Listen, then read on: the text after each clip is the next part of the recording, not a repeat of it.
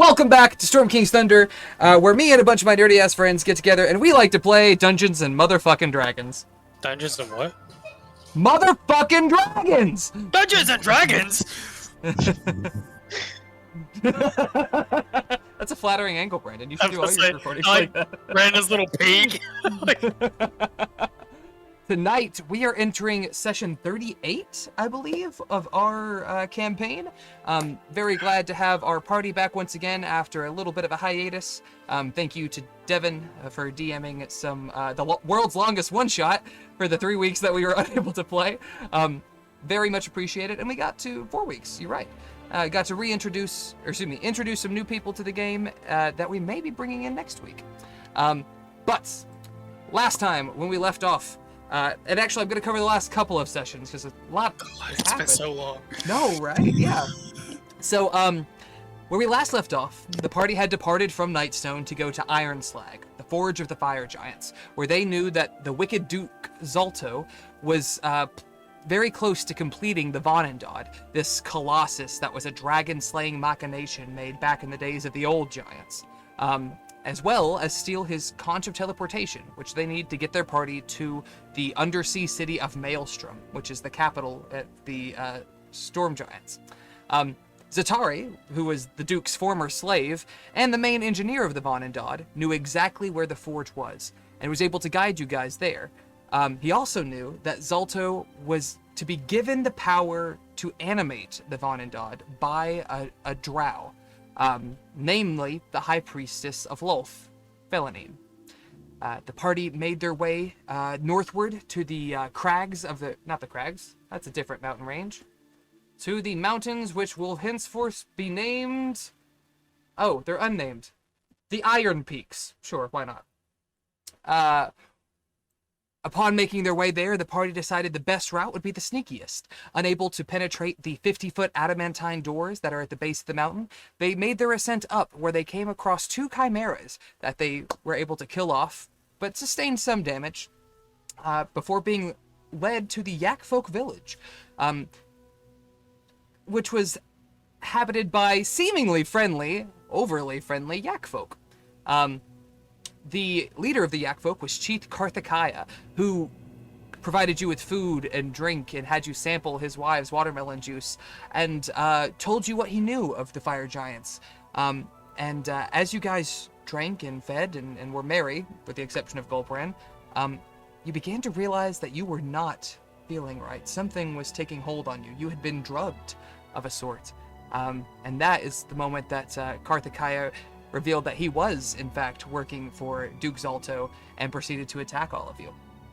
Thankfully, with some quick thinking from Bergen and Gulbrand, the party was able to be patched up before they were knocked unconscious and quickly, well, maybe not quickly, but make relatively easy work of the many Yak folk that inhabited this village. After clearing it, you freed several members of the Sky Pony tribe, including Marengo, who was the equivalent of the First Claw of his tribe, and who told you that they had been trying to reclaim an artifact that Duke Zaulto had stolen from their mount. You descended into the mines of Ironslag, fighting off salamanders, orcs, and fire giants, until finally you came across Zaltember, the Duke's son, which Zatari was completely unaware of. Upon giving him an absolute thrashing, Zaltember cried for his father. In response, Zatari quickly knocked him out and put a gun to his head, waiting for Zaulto to arrive, which he did. And upon seeing his son pinned to the ground, agreed to relinquish the conch to your party.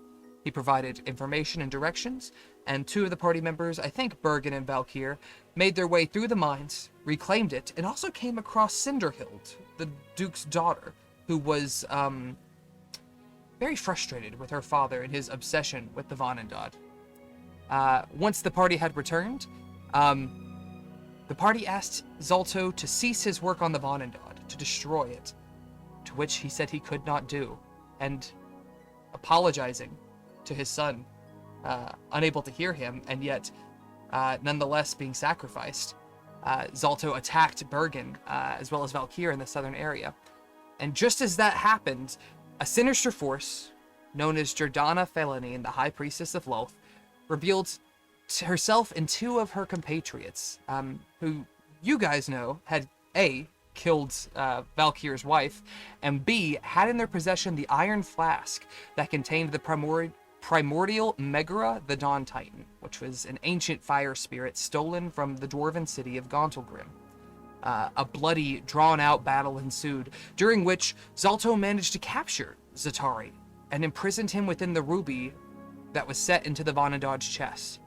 This seemed to trigger a new rune on Zatari, a rune of fire that erupted from his chest and began to burst into flames and become the power source for the Vonindod. The Vonindod awoke and blasted away a segment of the mountainside with its decimation cannon, providing unimaginable power, which extinguished both Valkyr and Vitara's life nearly instantly. Thankfully, you guys were able to pick them back up before they had failed too many saves, and continue out this intense war of attrition between not only Duke Zaulto and the Vonindod, but the Drow women who had come to provide the power source. After Zatari managed to gain some semblance of control, he used it to first blast down Duke Zaulto, annihilating him in his critical state, and also sever the doors that had been being pounded upon by some immense force. As he did, an adult red dragon entered the chamber, scales like magma, horns and teeth sharp as blades, and absolutely furious upon seeing the Vonindod awoken. It cried out that, "You fools do not realize the destruction you will bring," as he tried to attack this creature, which severed one of its wings and did quite a number on the dragon itself. Thankfully, you guys were able to disable the decimation cannon of the Vonindod and finish off Jordana Felanine, with Valkyr pinning each of her hands to the floor, grabbing onto her head, and pulling as Goldbrand ripped her body, severing her spine. And what is, as Davos mentioned earlier, quite possibly the goriest death we've ever had. Was a very glorious way to finish off a surprise returning character and give Valkyr a sort of punctuation mark to his arc. As this happened, though, you heard another presence appear within the chamber of the Vonindod, and upon blasting off a wave of frozen magic, in walks Safine, who you had summoned just moments before on the mirror. She told you that you had to leave very quickly, and as you gathered your forces, she teleported not only the 6 of you out, but also 2 of the people you had freed. Brahm, an elven man who had been trapped in the cages, and Akanaria, an elven woman who had been trapped within Zaulto's hammer and seemed to possess some type of pyrokinetic abilities, which Zaulto was using. Where we last left off, you guys had just been teleported to the deck of the Westwind Wyvern, floating just above the valley of Ironslack. Before we go further, any comments, remarks, things that we, like, hey, by the way, this is still a thing, or don't you remember this fun fucking thing happening? There's about 4 million things I might could cover, but I won't. I'll wait for them to come up. No. Is Zaulto dead? Zaulto Yes. is dead, yes. Zatari, in his first or second moment of clarity, obliterated him. The man that had killed his parents, that worked them for years until his parents literally couldn't take it anymore and deceased from exhaustion. As soon as he had the opportunity, he decimated him. And I'll tell you, Zaulto was at 5 hit points. He was already close to death. His overkill was by like 50 some odd points of damage with that fucking cannon. But well warranted in Zatari's eyes. And Mine as maybe well. you said it. We did get the conch too, right? Devin, Yes, you do are have- muted. We do have both the conch of teleportation as well as the flask that Goldbrand was able to negotiate from Jordana in exchange for releasing her friends, who were promptly killed by Cinderhild. So came That I out, didn't remember. you came out on the upswing of that encounter, by and large. It's a good deal. Anything else, my dudes, that you recall or want to ask for clarification on? Zat is with us, right? Zat is with you, and not looking good, I might say. But with Goldberg's that, not great either. you are now on the deck of the West Wind Wyvern, and it is daylight, which is surprising to you. It was afternoon, evening when you went under, and you have been in here for several hours. You have gone and fought through the entire night and into the early hours of the morning, and now see the sunrise rising in the east, illuminating the sight below you. At the base of the cliffside rests the once 50-foot adamantium doors, now severed cleanly by the decimation cannon, and beyond them, the belly of iron slag, from which you see emerging the triumphant red dragon, grievously wounded, and judging by its missing wing, unable to fly. It is bloodied and battered, and yet the drake bellows a still incredibly fierce roar that echoes throughout the valley and even climbs the mines that channeled through the shaft's entrance to the Akfolk village. The Vonindod is just barely visible within, but in its fall sustained a good deal of damage and is partially buried beneath a section of the collapsed mines. Its cannon lies at its side, known to you to be disabled, and its bladed arm is shattered by the collapsed mountainside. Immense pillars of ice from Safine's impressive spellwork seem to have pinned the colossus against the rock wall, and steam is radiating off of it from the heat within the forge. Satari seems to be clinging to life, but just barely. His entire body is covered in intense burns that rend his normally purple skin to deep shades of plum, and his breath is ragged and rough. He does not appear to be conscious, and emblazoned on his chest, blackened from the flames, is the fire rune that revealed itself within the heart of the Vonindod. If you take a moment to assess his condition, he is stable. He's not making death saves, but he will need long-term medical attention before he is back to 100%. You also notice that clutched within his grip is a familiar orange egg with ribbons of red that you know to be Ember's egg. Also standing on the deck, aside from... Dang. What? I said, dang. Dang indeed. Also, Davos, you suddenly realize, oh, fuck, that javelin. Okay, yeah, that's cool. It's magically back on your back. Fantastic. Safine, as well as Brahm and Akanaria. I grabbed it. I grabbed it when everyone was distracted by Valkyr holding Jordana's head. Oh, of course. Ran down to the ground floor, picked it up, and ran back up. Davos, the last one to get in range of the teleport, and we're all like, what the fucks? I think he'll get his javelin. Can't blame him. He got a fucking cool toy. He didn't want to lose it. Also on the deck are Safine, Brahm, and Akanaria. Brahm and Akanaria both seem exhausted and collapsed, and Safine, while she did not sustain damage, is out of breath herself. She takes a moment to compose herself as the Captain Tajin orders the crew to increase their elevation to get some distance from the Red Dragon, who he is Waits a second. unsure. He does? Can anyone's finish burying that things? Anything's to crumbles the mountains.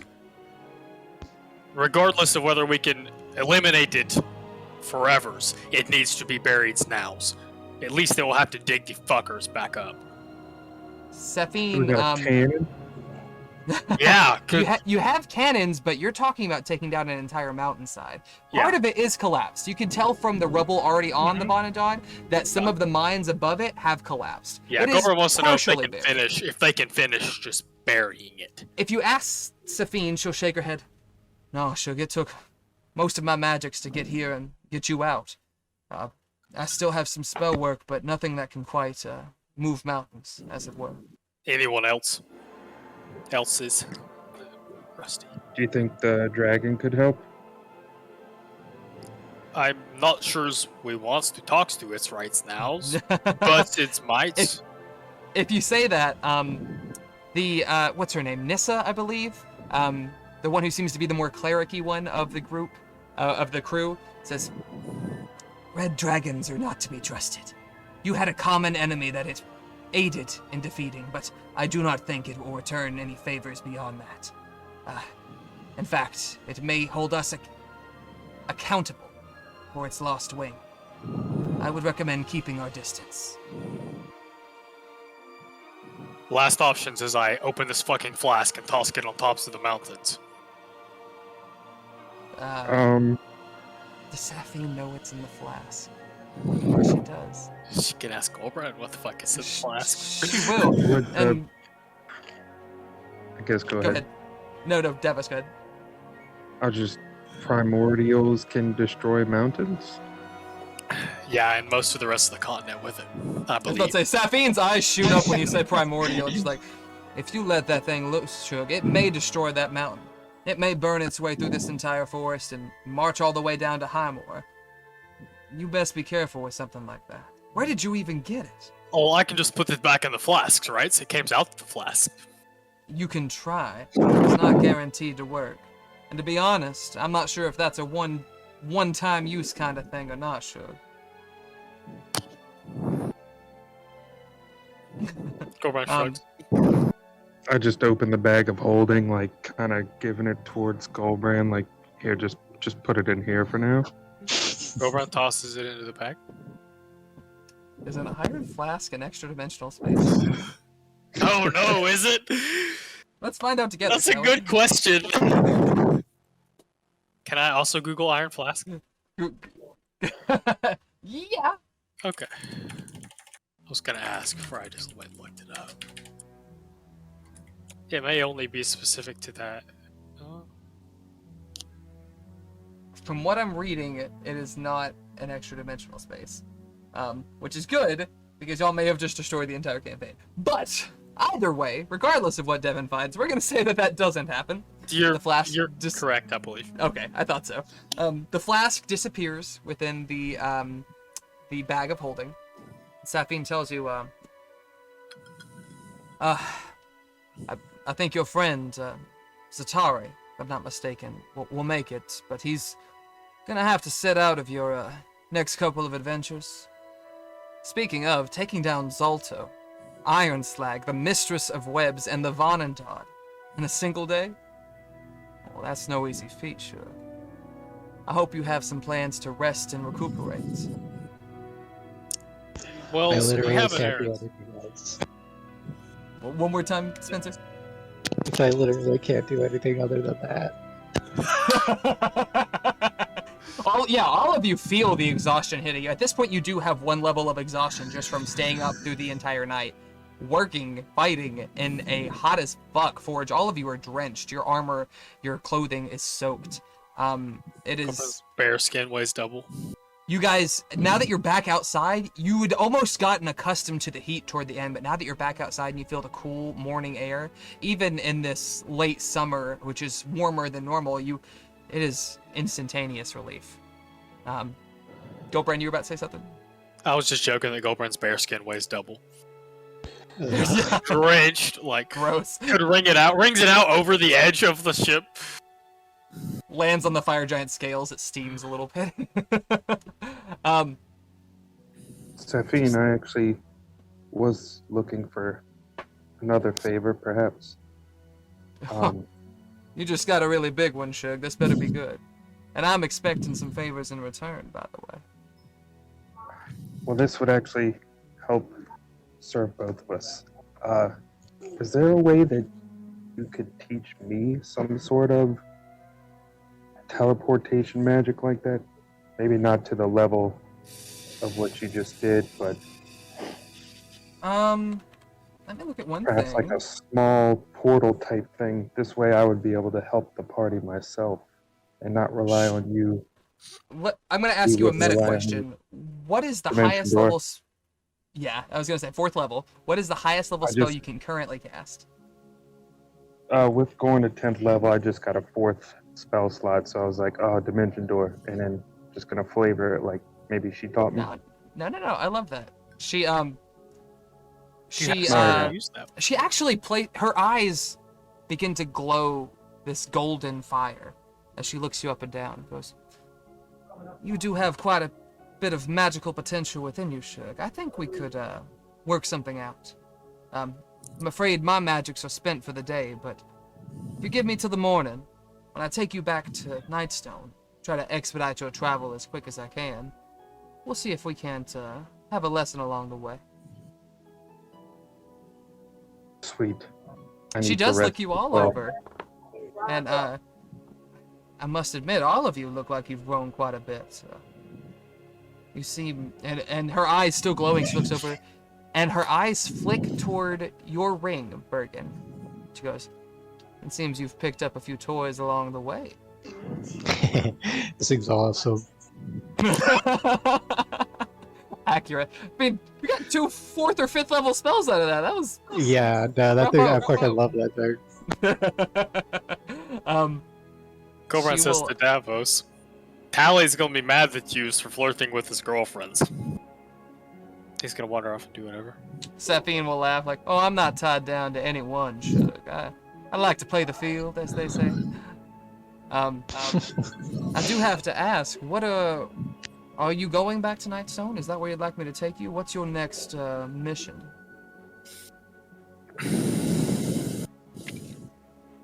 Okay, I'm assuming we want to go back to Nightstone. There may be a couple things we could do on the way back, but I don't know if anyone. The first thing that came to mind was find Kella Darkhope, but I feel like that is definitely a get back to Nightstone and regroup and plan kind of thing. Yeah, I mean, we gotta find Gideon too, yeah. We do, Like, yeah, for sure. And I That's imagine the another thing. clues are at Nightstone, but maybe not. Gideon. Who is that? A boys that lives in Nightstone. that we picked up. I On I the look at travels. Goldbrand like, you tell her. Apparently Goldbrand doesn't like to be tied down either. Oh, That it's was not pretty his. good. It's a cultural thing, Shug. It's not in his nature. That Same was as me. pretty good. So it takes 5 of the strongest heroes of Faerun to seek out a lost kid. Do you want to go look for him? So she doesn't know anything about Gobrand's prescience. So instead, Not I will that say I believe. I cannot scry his futures. He is not held, in my opinions, by mortal binds. Her eyes flicker, or still flickering. It's saying that I think it's a minute for detect magic, so they're still flickering a bit as she tilts her head and smiles a bit and goes, "Oh, you've got a lot brewing up there, don't you? Sometimes. If you can't scry him, he's not here. In Faerun, I mean. There are certain things that make it difficult to hone in on someone. And being on another plane is one such example." That's unfortunate. Is there a way for me to divine which plane he is on? That's tricky work, sure. It'd be easier if you could narrow it down and tell me where you believe he might have been brought or taken to.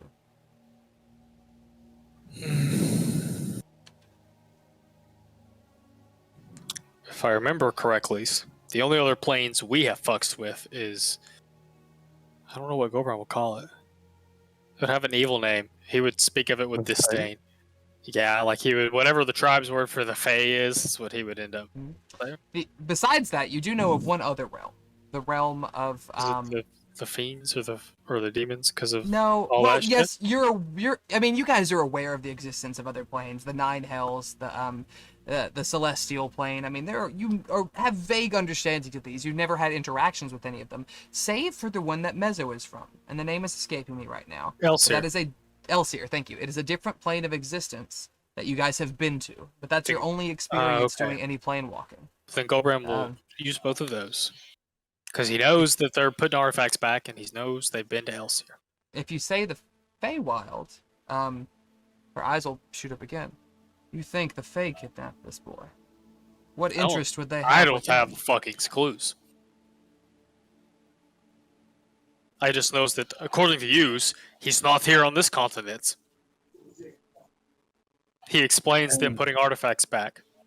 I assume that could have something to do with it. Sorry, go You ahead. may think he's talking to a patron of some sort. Oh, that's true. It is not uncommon for the Fae to create agents in this realm, especially since the people of this realm have worked so hard to keep them out. You say that you're restoring the mounds. That is important work.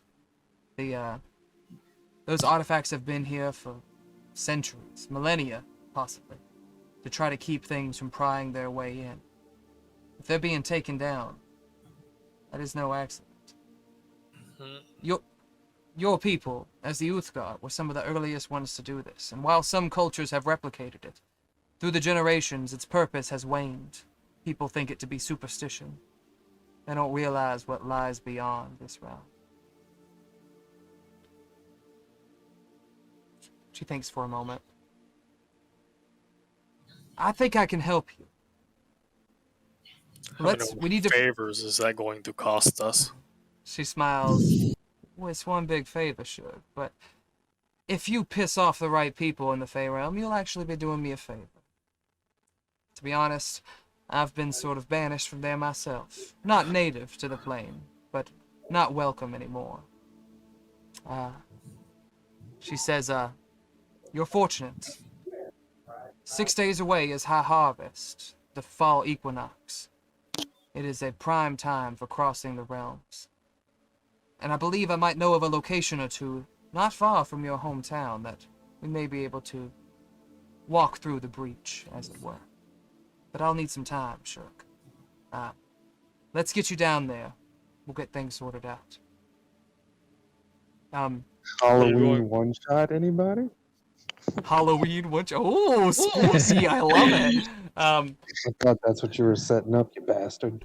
No, it's what you're going to be doing in just a minute, but yeah. Halloween one-shot would be, if we can get the timing down. Yeah, I know your anniversary is on Halloween, but I would love one day for you guys to to have an in-person session and crawl Ravenloft, Strahd's Castle.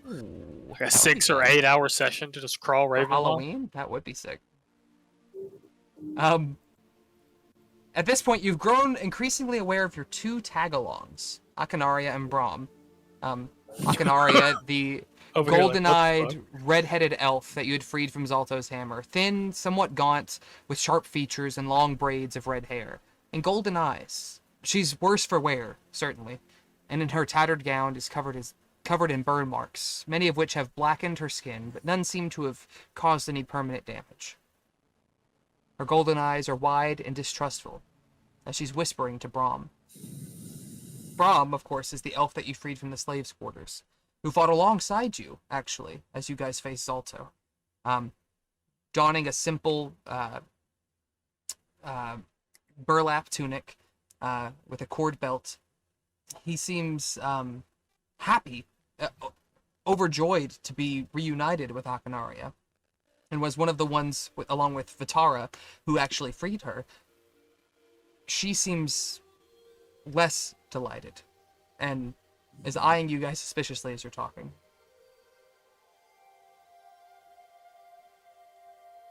For whatever it's worth. I know what Corbin wants to say, but I want to wait and see if anyone else has anything to say.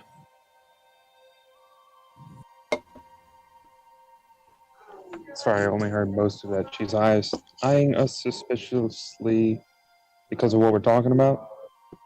They seem to have created enough distance between them to where you can't hear what they're saying, and you think that they can't quite hear what you're saying. Not enough to make out the details. And this is Brahm and the girl that was in the hammer, right? Yes, Akanaria.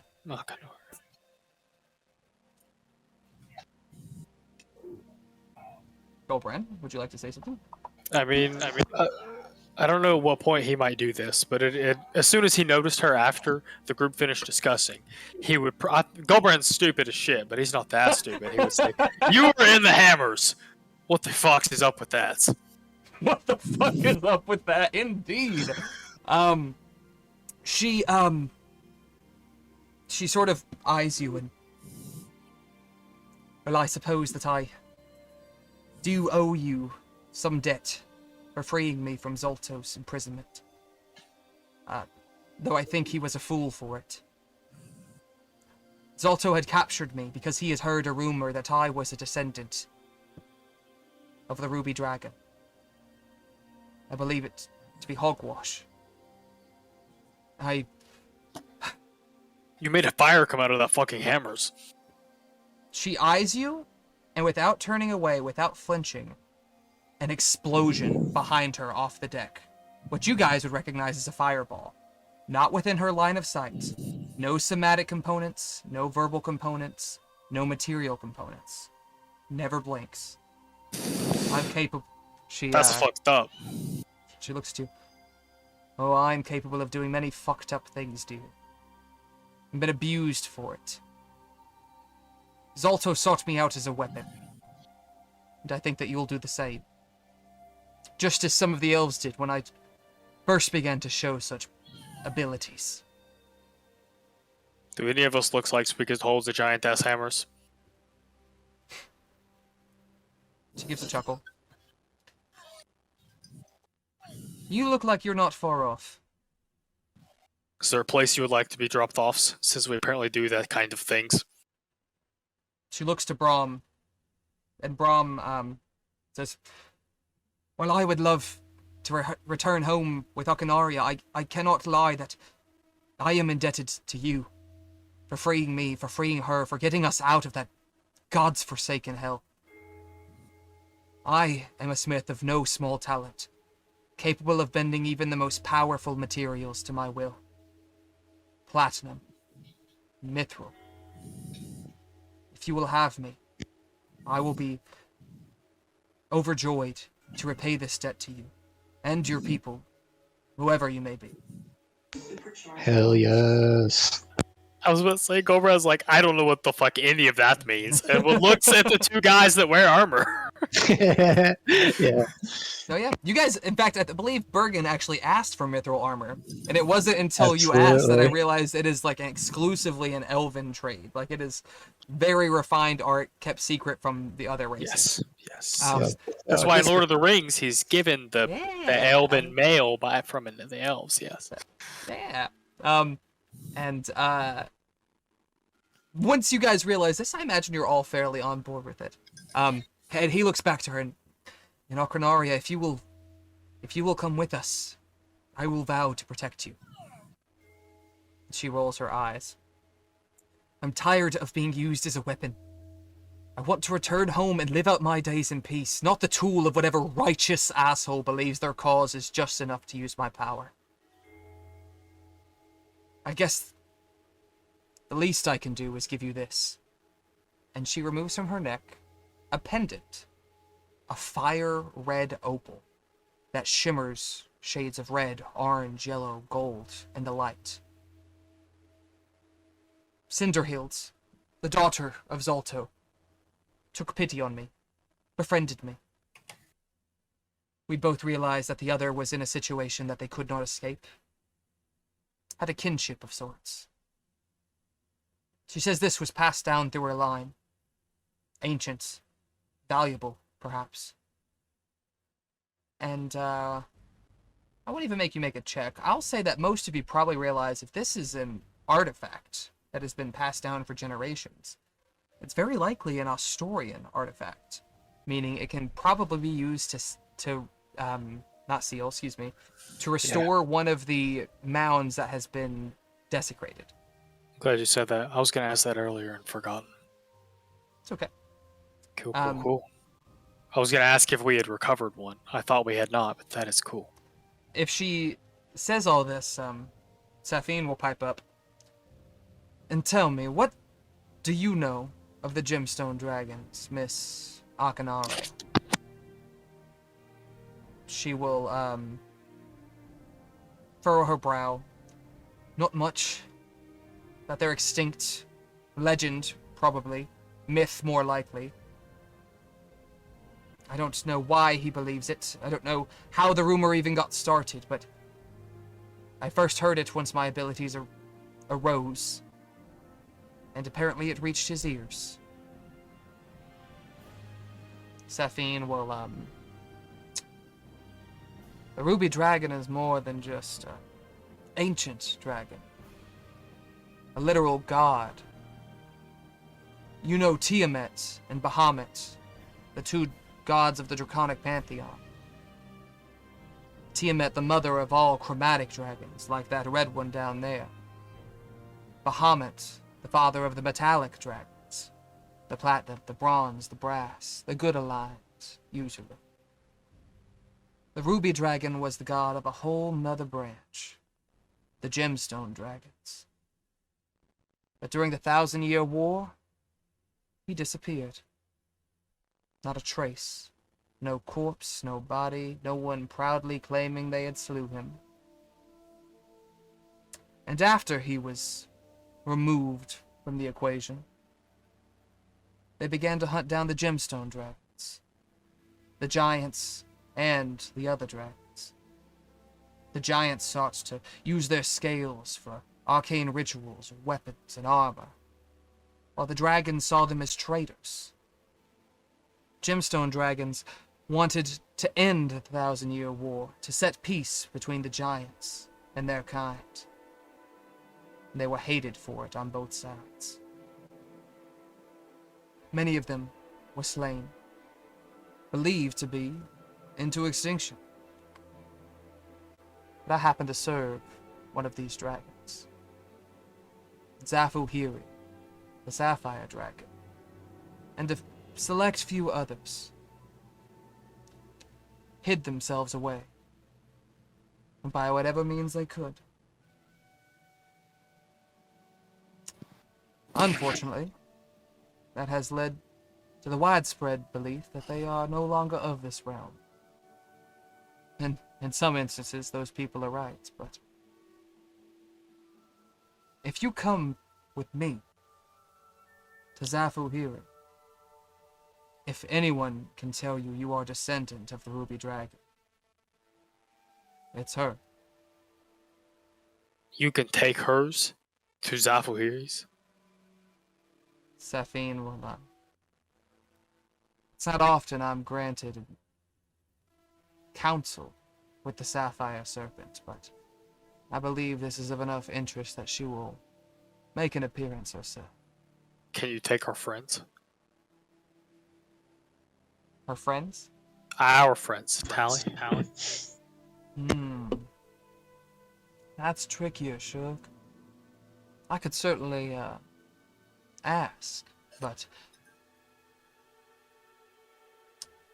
whatever this woman comes from, if it is the Ruby Dragon or if her ability is an anomaly, it makes her a person of interest. And even, she points to Akanaria, even if you go back to your home, now that your little secret is out, others will come for you.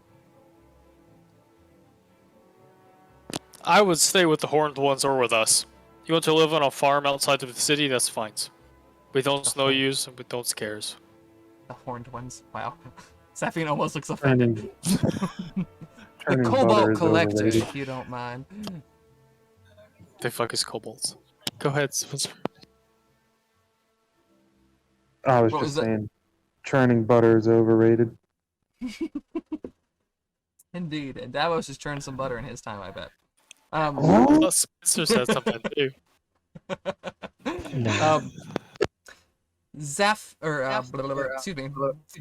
Safine will say, if you'll come, I'll be glad to have you. We could even return to Nightstone first. Honestly, realm jumping is something I can do a limited number of times a day. Tomorrow, we'll take you all to Nightstone. Get you settled in. A night's rest in a real bed, not some glorified hammer. Give you a night to sleep on, in fact. And in the morning, if you wish, I will appeal to Zafu-Hiri and see if she's interested in meeting you. But I believe undoubtedly she will be. Akanaria looks uncertain, looks to Brahm, who nods a bit. And she looks to all of you. Do you trust this one? Saying of The blue one? Indeed. The woman who just rescued all of us? Yeah. From certain Good. death. She is competent at the very least. All good What does answers. it have to do with her using the bathroom? What? As incontinent. Oh, gross. Oh, no. Ah, Davos, you slay me. For all the wrong reasons sometimes, and all the right reasons I other think. times. Oh, I'm just God. glad that Devin of all people got it. Oh, yeah. Only The because of Ron's trouble. lullaby joke still is, like, your top tier for me. But, Akinaria looks uneasy. And, if this sapphire serpent can give me answers, then I will go with you.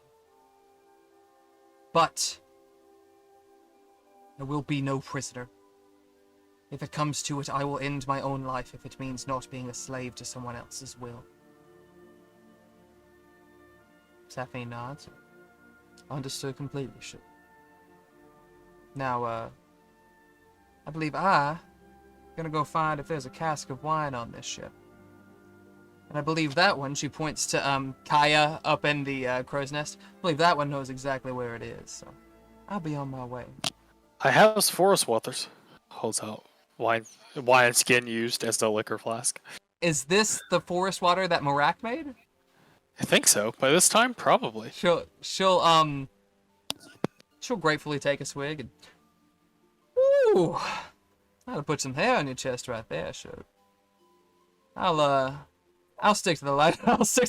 Notice it. Alright, does Goldbrand have chest hair? He doesn't have head hair. Okay. If he's hairless.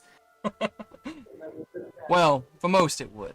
I'll see if I can't find a cask of wine or ale, but I appreciate the offer, sure. As you guys are rising up, Jean, having ordered the ship away from the Red Dragon, who's now slithering away into the forest surrounding the mountain, seeming to carve a path back to wherever he came, along the mountainside. You've risen up enough to where you see the Yak Folk village. And there you see Marengo, the sky pony Uthgard that you had freed, waving his arms. And around him you see dwarves, gnomes, humans, elves, most of which you realize are the ones that you have freed from the lower levels of the dungeon, as well as several that you passed along the way, working in the mines that you weren't able to. Captain Tajin will say, "It appears that we have some who are wishing to take passage with us. Would you like for me to lower the ladder?"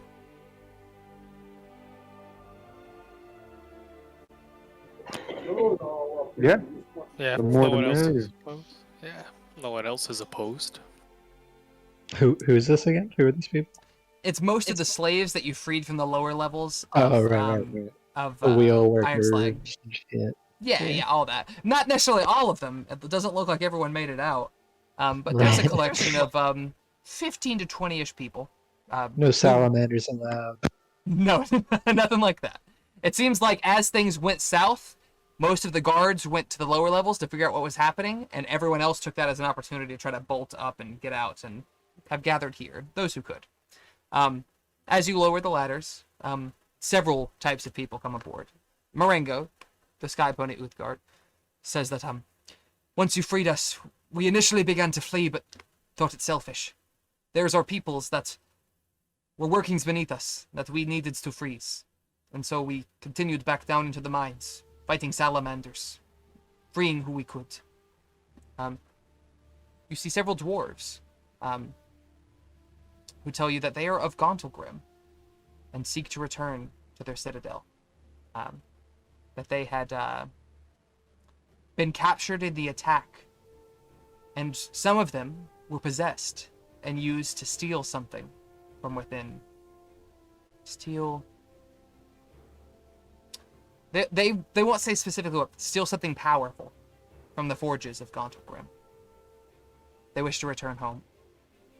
And quite a few of them, elves, humans, halflings, and more, say that they have no home to return to. That their city, town, village was burned to the ground when the fire giants came looking for whatever they sought.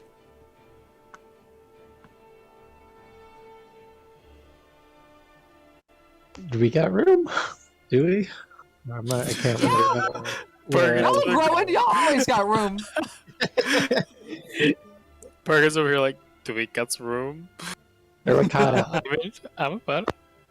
That's a very Birkin thing to ask. Like, Hmm. we got some spare beds, right? Like, surely. Yeah. Yeah. I'm about it. We always need more people. Is a growing township, city ship. Tajin talks to his people and makes plans to drop off the dwarves at Gondelgrim. Okay, so because I feel like it's a little bit in character for Golbram, because Devin couldn't do this without a lot of forethought. Golbram would like to attempt to make a conversation with one of the dwarves and try to very discreetly discern, like, the impact on not having the thing back. The primordial? Okay. Yeah. You talk with the dwarf who seems to be the most in charge. And he tells you, it was difficult in the times before. He seems to be dancing around what exactly they stole. It's almost like he doesn't want people to know that this is missing from Vonindod. Like, and you get the impression, because you're fairly wise, that he knows if this gets out, that people will use it as to their advantage to try to attack Vonindod now that it's missing one of its key elements. He tells you that the Yak folk possessed dwarves who worked alongside the Drow to steal something powerful, something that generated energy within their city, that allowed them to produce not only weapons and armor at an exceptionally fast rate, but also to provide light and warmth to the people of Gondelgrim.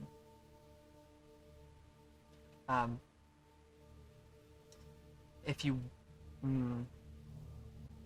I think I know what I want to do next. Does he tell me anything else of note? He tells you that he fled... Oh, he doesn't tell you this part. He fled before Jordana and the others arrived. He will say that when I return to Gondelgrim, I will do my best to tell my superiors of what has happened, and hopefully we can track down where this stolen possession is. If it cannot be restored, many things will fail. Our agricultural system, our forges, while not rendered completely useless, will not be able to work at the rate that they were. Many cities, dwarven and human, will suffer at its loss.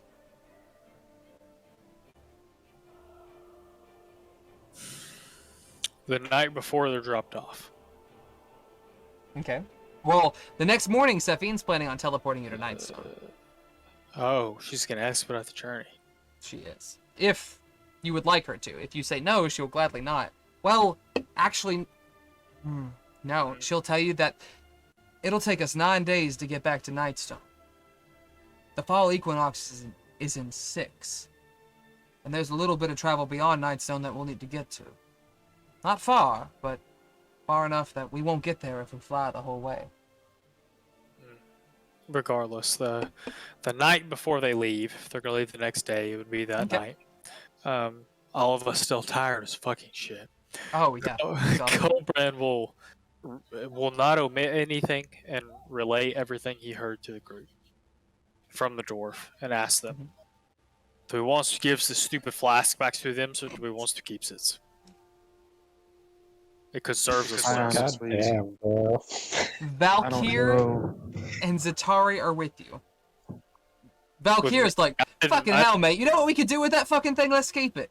And Zatari will say, nah, man, that's serious shit. If Zaulto wanted it, other people are going to want it. If we take it, people are going to come for it. Give it back to them. So you've got one on one. Yeah. Will it just not be a problem we'll have to deal with later? But this thing has God's levels of powers. We could do anything we wanted with it. Like many of the times we talked before, we don't know if it would even help us or hurt us. So do we want to drop a nuke I don't know. Well, it's a nuke that walks is the trouble. It's not just a drop and destroy. It will continue. Understand that this would like devastate continents? Perhaps not initially. Okay. If you talk to Zatari about it, Maybe Saphine. He'll tell you if you choose to include Saphine. But Zatari at least will tell you this thing had power levels that nothing else on the continent could reach. It was originally thought to be the only thing that could power the Vonindod. Something older than the gods themselves. If we set it loose, I don't know what it will do. But it's obviously others have used it to power things. Obviously, others has used it for things. We could control the paths for the next several generations. But Zatari will say, Zaulto sought this thing even when I was with him. This thing was contained within a lake of lava, deep within the ground. And it was asleep. I don't know if it's still asleep in that thing or not. And even asleep, it put off more power than anything that could be created any other possible way. what do you think? If we wants to give it back, I will give it back. His opinion hasn't changed. Davos would say, I don't know if it's worth crippling a whole dwarven society for a chance that we might not even use it. But I am curious for two things. How they managed to contain it, and like if they're still able to, and if there's anything they can do to prevent someone stealing it again. That's my thing. It's like they already lost it once. Like, That's fair. is this not just gonna like rear its ugly head again in the future? So do you think we should keep for safekeepings? I don't want to. I don't even want to use it. Like, I just don't Just want other keeps it? people to Right. use it. Just want to No. store it. But that's I will give it back. we are crippling an entire dwarven. Can I do like a Y'all can choose to talk to the dwarf the day of if you would an like. insight check on his whole spiel of this was powering our society and whatnot? Yeah. Or if this Go ahead and roll. motherfucker's just straight up lying to us. Roll and tell me your Ooh. passive as well.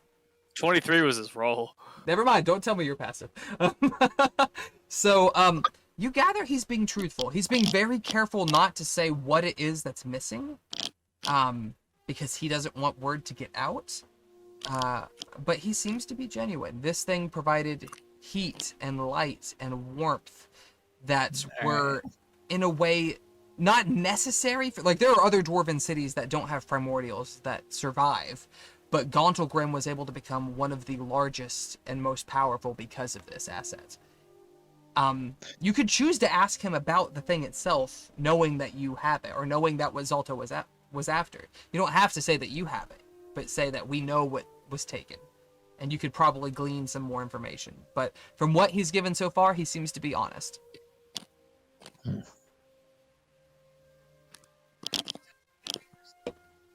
Well then, I guess since I think he's honest and not just bullshitting, and I don't mind giving it back if y'all are fine with that as well. But we need to like scold him for losing it in the first place. Not that he wanted to, but fucking keep that shit on lockdown, bro. That shit's dangerous. Okay. All very fair requests, TBH. That sounds like his 3, no matter what, so Gobran will acquiesce and return the flask to the dwarf. And Bergen gets to scold him for losing it in the first place. Which I think is very clear. Could have killed us all. He will say, I understand that this is a shortcoming of my people. It was not believed to be possible. It is sealed away within a lake of lava, deep within our minds. This has certainly put everyone within Gauntlgrim aware of the dangers that are out there. And since this has happened, security around it will triple at the bare minimum. And now that we know that there are forces that can possess our own and walk in unaware to us, we will raise extra levels of precaution. You will be hearing from our secretaries about security agreements. He'll also say, I am not very important within my city, a captain of a battalion, but nothing more. But I pull enough weight to where if I tells him that you brought this back to our people, that you prevented it from a terrible fate, from our people from a terrible fate, I believe they will reward you. I cannot say with what, but our support, our... I hesitate to use the word alliance, but you will be seen as an extremely trustworthy force. And whatever you seek, my people will consider aiding in.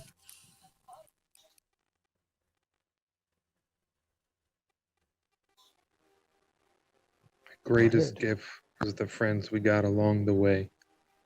That is corny as shit. Fuck that nonsense. This is the... He holds the flask. This is the greatest gift I have ever fucking... Fucking nuclear warhead in a bottle.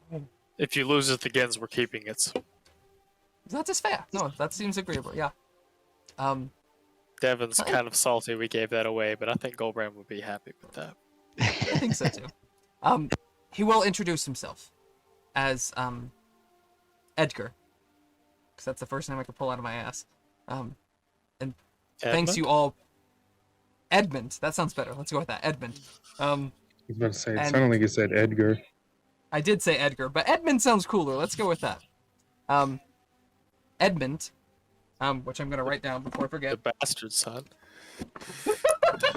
Did you do Edmund Elric on me, you bastard? Edmund, the bastard, and the Catherine. fault is not the fault. It's a Shakespeare quote that I can't remember the name of. Julius Caesar? Nah, we're not bad because of the stars in the Mick. sky when we're born. I see. Yeah, Interesting. we're bad because we're. I don't remember. It's because we're bad people. Facts. Anyhow, Edmund thanks you profusely, and is like he's. It's almost like there's just been a drug deal. Like he immediately hides it. Like he's talking in hushed tones. He's gotten closer to you, so he doesn't have to speak loud. But now that it's over, he Oh, let me roll a die for this actually.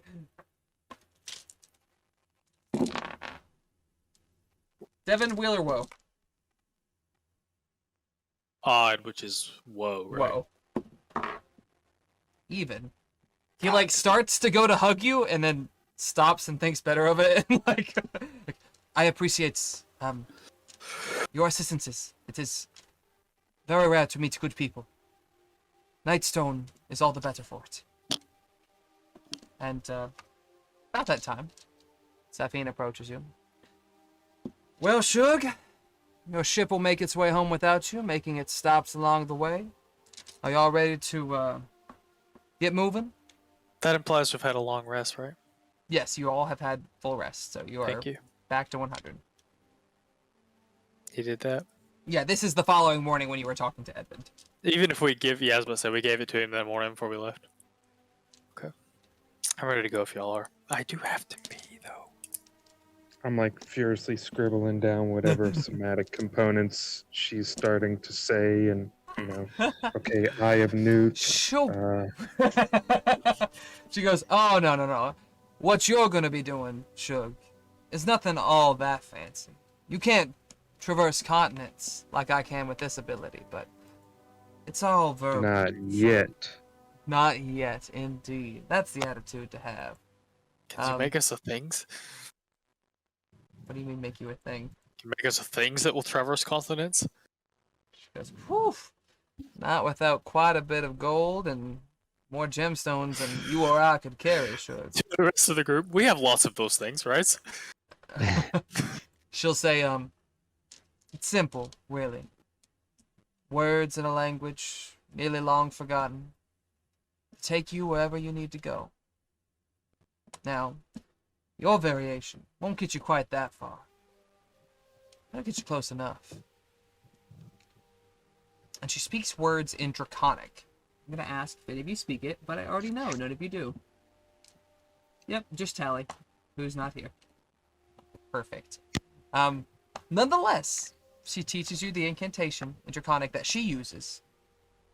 And she clasps all of your hands, Brahm and Akanaria included. and you blip from existence, appearing to the shock of several villagers within the town center of Nightstone, surrounding the pit that once held the Nightstone. Yeah, we're back, bitches. As you are pulled through, Davos, you feel this. It almost happens in slow motion. You feel every fiber of your being compressed to the size of an atom and whirring at the speed of light across the continent before expanding once again into your form. It's an uncomfortable experience, but enlightening nonetheless. While you don't think you could do it near to the distance that Safine has just done, you gather that you could cast Dimension Door. Which is good in the respect that it lets you take a person with you up to 300 feet, I think. Plus Yes, you can 300 see, feet. right? Is it, I guess, like visually, kind of like Portal? Yeah, Yes, yeah. within 300 feet, you don't have to see it. Mm. It can be I'm a showing place. It can be a place that you can 500. see, one that you can visualize, one that you can describe by stating the distance and direction. And you're right, it is 500 feet. My apologies. The example it gives is 300 feet. You can That's bring along kinda cool. objects that So don't you- exceed the weight you can carry, and one willing creature of your size or smaller. So you can I literally like You- feel like you- I bypass definitely got them. to practice it. So the first thing I do is I open up this dimension door, and I'm assuming that I can stick a body part in. It's not like you just boom teleport. Like Yanks if I you. put my hand through the door, it appears elsewhere. Kind of. Like Where are yes, you wanting to put the other portal? And I'll answer that. right behind Goldbrand's head, and I'm gonna just flick him in the back of the head as hard Yes. as I can. Yes, it does work like that. Goldbraid, out of nowhere, you feel a swap, and you hear like the sound of skin on skin, and it's not a soft hit either. Davos, while a bard, is still very much a paladin, and has got some beef on him now. It's got some momentum to it, and I the guess- unexpected nature of it. Goldbrand spins around. Even if he saw Davos cast a spell, it's still like, the fucks. Can you Doesn't just see anything, this or maybe- peeking through the door? I like to think. Hang on, wait. Wheeler Woe. Davos or Brandon? Me? Wheeler Woe. Whoever Wheel. says it first. It's odd. Damn it. Goldbrand, out of reflex, goes to like punch through the portal and manages to like nut shot you. Completely blind, smacked with the head, nut shot. The circle is complete. Sefin goes, "You picked up a new trick, Shug. I'm glad you're making only the most professional uses out of it. Good for you." Up, yes, of course. Up. With that, my dudes, Spins now that around. you're Cup back check. within the realm of Nightstone, your home domain, and it seems to have grown. But that, my dudes, we will encounter when we come back from our break. Yes, So- I have to pee. I need whiskey. Go get some rest. We'll meet back about 5 to 10. Deuces. Skyrim music. The map has not been updated. I'm sorry, I'm a piece of shit. I will update it soon. How dare you have a life? What a motherfucker. But, as you guys... Oh, there's Gideon on this map. Let me delete that. Okay, there we go. Rude. As you guys appear once again within the town center of your bustling city, you see that actually quite a bit has changed since you left. More than you kind of thought would be changed. For starters, Bergen, your temple to Helm has been completed. And you guys also see that heavy modifications are being made to the Nightstone Inn, as well as, well, you wouldn't see this one, but modifications are also being made to the lodge out within the forest. Get back on the right page here. As you blip back into existence with Sefine, the initial reaction for many of the townspeople is shock, surprise. But upon seeing you and who you are, many people like, the Lords of Nightstone have returned. Terrific! Please, somebody go get Daphne. And you know, people begin to scatter about. People welcome you back home, and within a matter of moments, Daphne greets you warmly. Ah, my lords, it is a pleasure to have you back again, and in such surprising fashion. I expected to see your airship coming, but this is a rather new method. Well, gotta work on that in French. Method of transportation. No. Well, I nonetheless. imagine a more cultured member of the party introduces Safine and Daphne formally. You could say blue ones, pink ones, blue ones. Yeah. Perfect. Oh. Safine takes Daphne's hand. It is a pleasure to make the acquaintance of a refined lady such as myself, and kisses her hand. Daphne turns a few shades brighter pink. Oh, well, it is most enjoyable to have you here. It is a pleasure to meet you. And she'll actually look at her for a second. And this is not the first time we have met, though, no? I believe I heard you speak at the ball. And Safine will kind of blush a bit, like, oh yes, I guess if they know, you're more than welcome to. I'm Lady Azure of the Waterdeep Court. It's a pleasure to meet you formally. I've seen you work underneath Lady, what was her name? Says Joey. Maxine? I want to say? I don't think that's No. right. No. Maxine was the other one in Waterdeep. Lady, Give me a second. I'll find it. Keep going. it was a pleasure to see you working under the Lady of Waterdeep prior to her demise. I see you've done a good job of keeping this lot in order. Oh, that is very kind of you, but no, they do all the works themselves. I just keep the city running on its day-to-day functions. Speaking of which, I have news for you, my lords. First and foremost, the Church of Helm has been completed, as you can see, as you can't see, and the Helm's Hooves Cavalry have arrived, led by Captain Phillips. They're helping secure the town and act as intermediaries between us and the forces of the Order of the Gauntlet. Hells yeah. Helms, yeah. She gestures over, and a figure approaches. Sort of stocky, dark beard, sort of bushy eyebrows. Is wearing nice armor, and you plainly see the gauntlet emblazoned on his breastplate. And he introduces himself. Captain Phillips, pleasure to make your acquaintance. Stonespire. It's a pleasure to be serving under you. I've heard many tales of your exploits and heroism. I am pleased to be working under such a Stonespire. Such a vindicator as yourself. And I offer my help in whatever you deem is worthy of my attention. I think Devin has a question. Mr. I'm Green. gonna speak for Spencer here and say, insight! Insight! I found the name whenever you're ready. Oh, go ahead and tell me. Is it Lorelei? Lady Rosa Nandar. Barossa, not Valora. Barossa Nandar, you're correct, Lady Nandar. Thar, I believe. If I didn't spell it incorrectly. The Rosa? Yes. You sure it's not a V? I have thought for Thorosa sure. written. I think it's Velrosa Nandar, but I will take that as close enough. Thank you for your notes. Look at you being a good boy.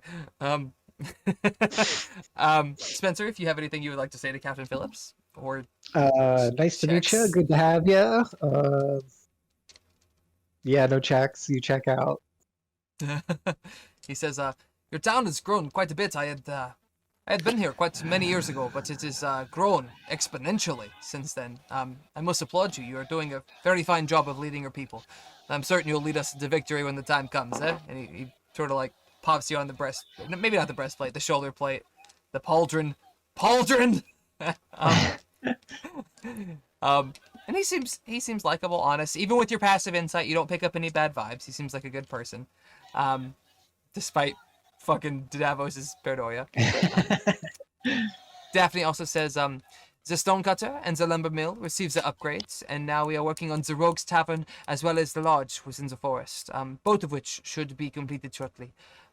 Thanks to the stonecutter and lumber mill's improvements, we have been able to do work even faster and be able to provide more of the materials for ourselves, saving the bottom line expense. With Brahm among you, you guys introduce him to Miros. Devin, you're muted, but if you'd like to say something, you can. Okay. Brahm, you guys introduced to Miros, the Yeti, and the two immediately begin talking shop, and Brahm assesses his workstation and goes, I'll not lie, it's a little bit underwhelming for the rest of your city. While you do have some excellent pieces here, working with mithril might be quite difficult. But I imagine that with the right upgrades and, of course, buying the mithril itself, we should be able to have quite a nice workstation going. Once talking with Miros and Safine a bit, Safine will tell you that for 3,000 gold and 18 days of work, that you can have a level 4 blacksmith, which is level 3 is sort of where you guys have been capped now. So he is, in video game terms, unlocked the next tier of play there. If you guys would like to do that, you can pay in your valuables, quote unquote, and Safine will get that rolling.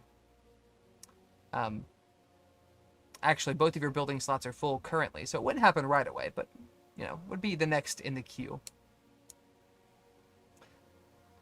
Any thoughts on that? Yes, no, save your money? Save for now, maybe? Save for now, I don't maybe? know what we got, Okay. actually. Yeah, I'm not entirely sure how much we have currently either.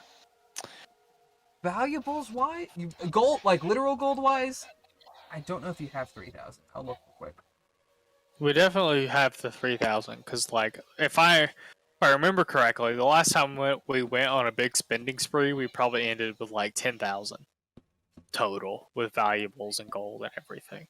At the end of session 36, so not last session, but the one before it, you guys had, that's 5,000, at least 7,000 gold. So you could afford it if you so choose to do so. And with your valuables, you could certainly afford it.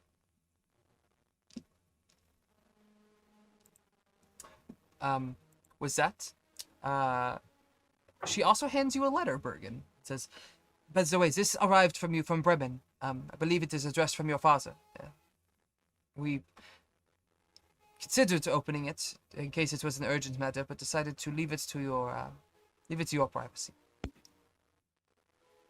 No. Well, next time you definitely have my permission to open it up in case it's an emergency, though I imagine an emergency note would come in some other form or fashion, but yeah. She says, pop that bad boy open. She says, Tally did hold it to the light to see if he could read it, but it was all nonsense. But it's a letter from your father. And it says that, first of all, it goes on to say how he is overjoyed to hear the name Stonespire spoken so highly of within the city, and how everyone is just raving about you guys saving them from the frost giants. It's fantastic. There is one bit of news that he wanted to update you on, that a few days prior to his writing the letter, the corpse of a white dragon washed up onto the shores from the Sea of Moving Ice near the city of Bremen. He says it is unknown exactly what killed the beast, but he recalls you telling him of a dragon that you had encountered within Svardborg, the burg of the frost giants, and that as such he thought it might be worth whatever knowledge it is worth. And that is a bit odd, because when you left, the frost dragon, the white dragon, was making very short work of the frost giants around it. Now, granted, you guys did not completely eliminate the frost giants, The eggs. but you know that it's What about the eggs? You don't know. You do know that What about the eggs? You do know that the frost giant ship Tell us about the damn eggs. was frozen. God damn it. That the frost giant ship was set adrift within your personal sea. It is not, so the frost giants weren't able to get back home by their traditional means. Now, maybe they got home and managed to kill it? Maybe something else did. It's definitely like the unsettling. same one. He can't say for sure, but it is an adult white dragon in a place where there are not many adult white dragons. Right. They're highly territorial for one, so they don't tend to overlap in existence. And it could be that another dragon had killed it in attempts to get its territory. But it's unsettling information at best. I hate you, thanks. You're welcome. This is what the DM calls ominous foreshadowing. Yeah. Did you say guys- omelet foreshadowing? As in Omelet the eggs? foreshadowing. Yes, an omelet killed the dragon. That is true. The dragon eggs were made into an omelet, and that omelet was so powerful it wiped dragons off the very face of Faerun. No.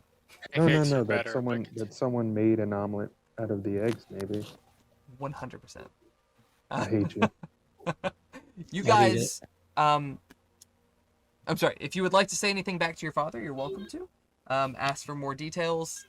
You're not really sure what he can provide, but I'll leave that open to you guys if you would like to request anything. Devin is just brewing in his beard, and I see it.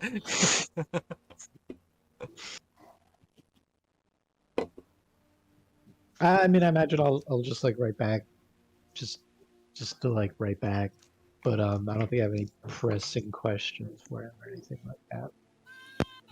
I kind of walk over to Goldbrand and like hand on his shoulder. I know what you're feeling. I had a cat that died when I was young too. Loss is just a part of this world. You're talking about Gideon, I'm assuming. I think he's No, talking about the dragon. The dragon? I was about to say, I was like, wait a second. The dragon was big lizard that kept an aquarium since I was boy. I too had dreams of riding it off into the sunset. Yeah, Rough hard. You have Goldbrand dreams of is a riding little everything. bad that he get to keep them, but that's okay. He get to keep the X, that's okay. Bergen resends a letter in response that I imagine is very much like those Canine Advantix commercials that, hello mother, hello father, I forget how the rest goes, but marijuana. You send your return letter back, and you guys turn your attention to a different letter, a note, a ciphered note from the Zentarum that you had collected when you had fought, Ooh. the snail, Lord Umber, Lady- the fake Lady Lady Daggerford, and their stand up. forces. Yeah. You can try to crack that in the days you have now between now and the equinox using an investigation check. Yes. I will allow 3 checks. If someone wants to give advantage rather than check themselves, that's okay. That would still only count as 1 check. But investigation checks. And I don't think many of you, if any, have a great I score in got that. +2. I was I'm about to say, gonna pull up- Goldbrand will spend a day if we only get like 1 action, quote unquote, a day. He will spend 1 day to help somebody. His investigation's not great, but he'll spend a day to help somebody. I'm going to look at Zatari's real quick, and then I'm going to I was look about at to say Taliban's. Tally. I think Tally had the highest.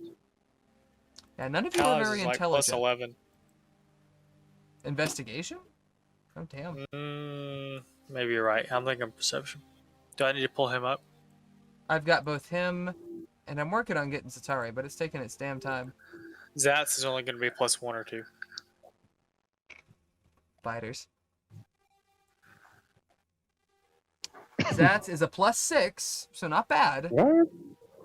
Zatari has a +6. Oh, I'm sorry, I looked at insight. My apologies. He has a -1 in investigation. And Taliban has a +3, which might be the highest in the group, unfortunately. I think it is. Okay. Don't we have that wizard in town who did the Donovan? rubbings? Donovan? Yes. Yeah, Donovan. You could Would certainly he be ask able him to assist. I will say he will give a +2 along with advantage to whoever does it. So if Tally does it, it'll be a +5 instead of a +3. Seem agreeable? Sure. Okay. They spend Yeah. the first day doing it. Oh, come on, virtual dice. A 20, actually, is very good. Okay, that's exactly what you needed. Okay. Wow, that was quicker than I thought it would be. So, this note was recovered some time ago. And between Donovan and Taliban, they work on cracking the code, and they seem like they finally got it.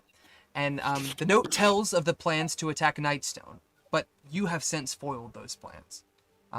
It also talks that Kella was a fool.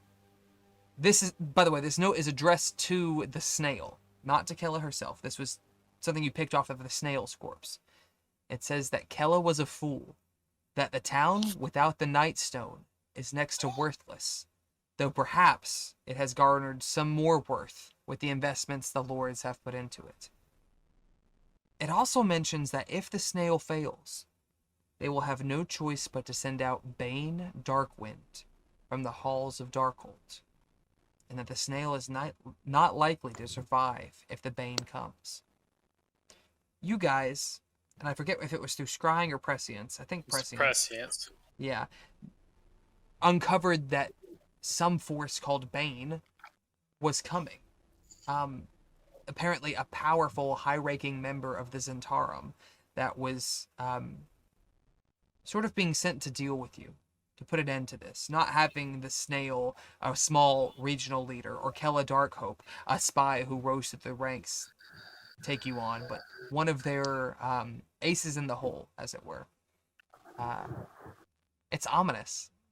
No dates are mentioned. No timeline is laid out. Just if the snail fails. And of course, all of you know, as you killed him, that he did. So you know that somewhere in your future, Bane Darkwind, whoever that may be, is something that you're going to have to deal with.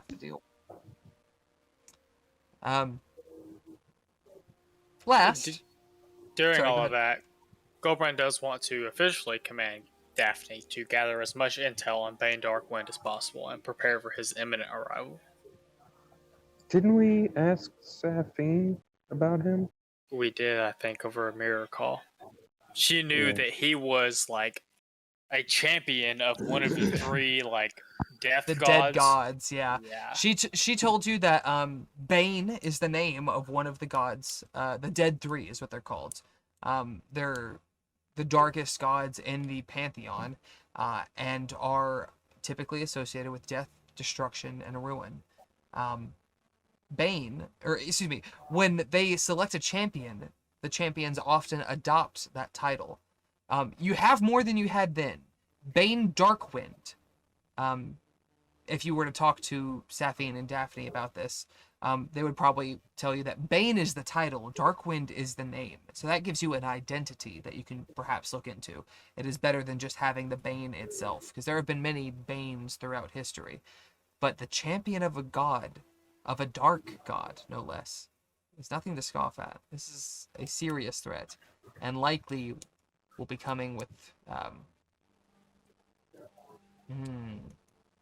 I don't want to say forces per se, but will be coming with much more power than you have dealt with in the past.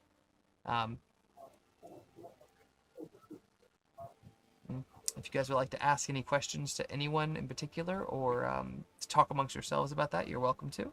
But if not, we'll move on. Yeah, without a timeline, without really much to go off of, I would say, kind of like Devin said. Yeah, have Daphne do as much research as possible onto this I individual. will say one more thing. Gullbrand in his visions saw a city, not a what's the word I'm looking for? A front that was secretly controlled by the Zentarum, but an actual castle, a keep, a town that was openly Zentarum. And if you mention this, Daphne will be able to tell you that is very likely Darkhold.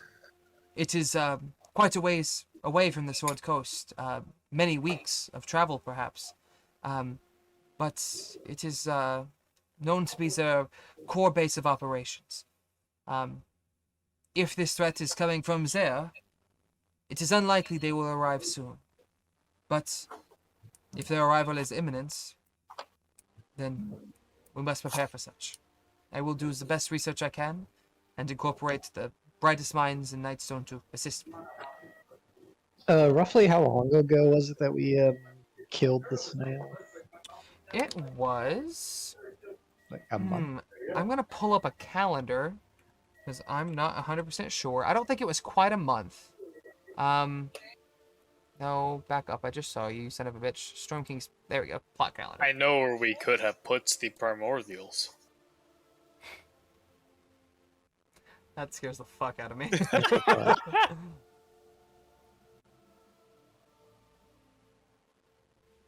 Are you just gonna leave us with that? Or are you gonna fucking say? Come on. That was the only time you get to stall. Sorry.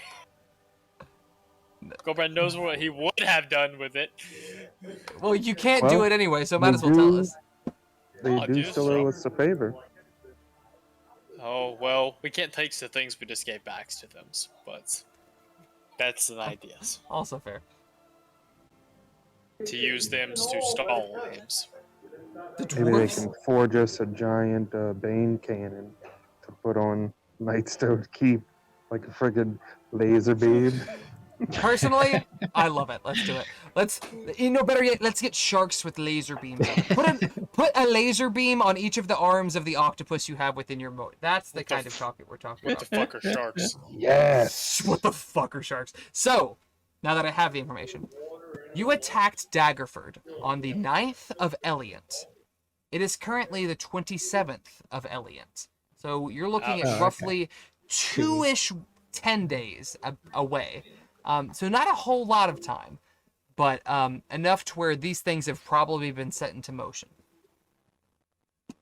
Thank you, handy dandy calendar. Now fuck off. Lastly, but not leastly, Donovan comes to you. And he says, my lords, this is a pleasure to have you back in town. Thank you very much for lending me the fragments and allowing me to use it for research. I've actually uncovered quite a bit. And he, within the confines of the keep, I will say, not something he discusses openly, this fragment of the Nightstone is no fragment at all. The Nightstone is an incredibly powerful magical artifact. It does not break in such a way. This is not a fragment, but a key.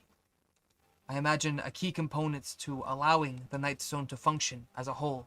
An intentionally separate piece. A puzzle. That, hopefully, renders the rest unusable. I cannot discern more until I have more of the Nightstone to study. But I imagine that will be rising on your to-do list now, won't it? There's our nuclear bomb. Lots of nukes in the world.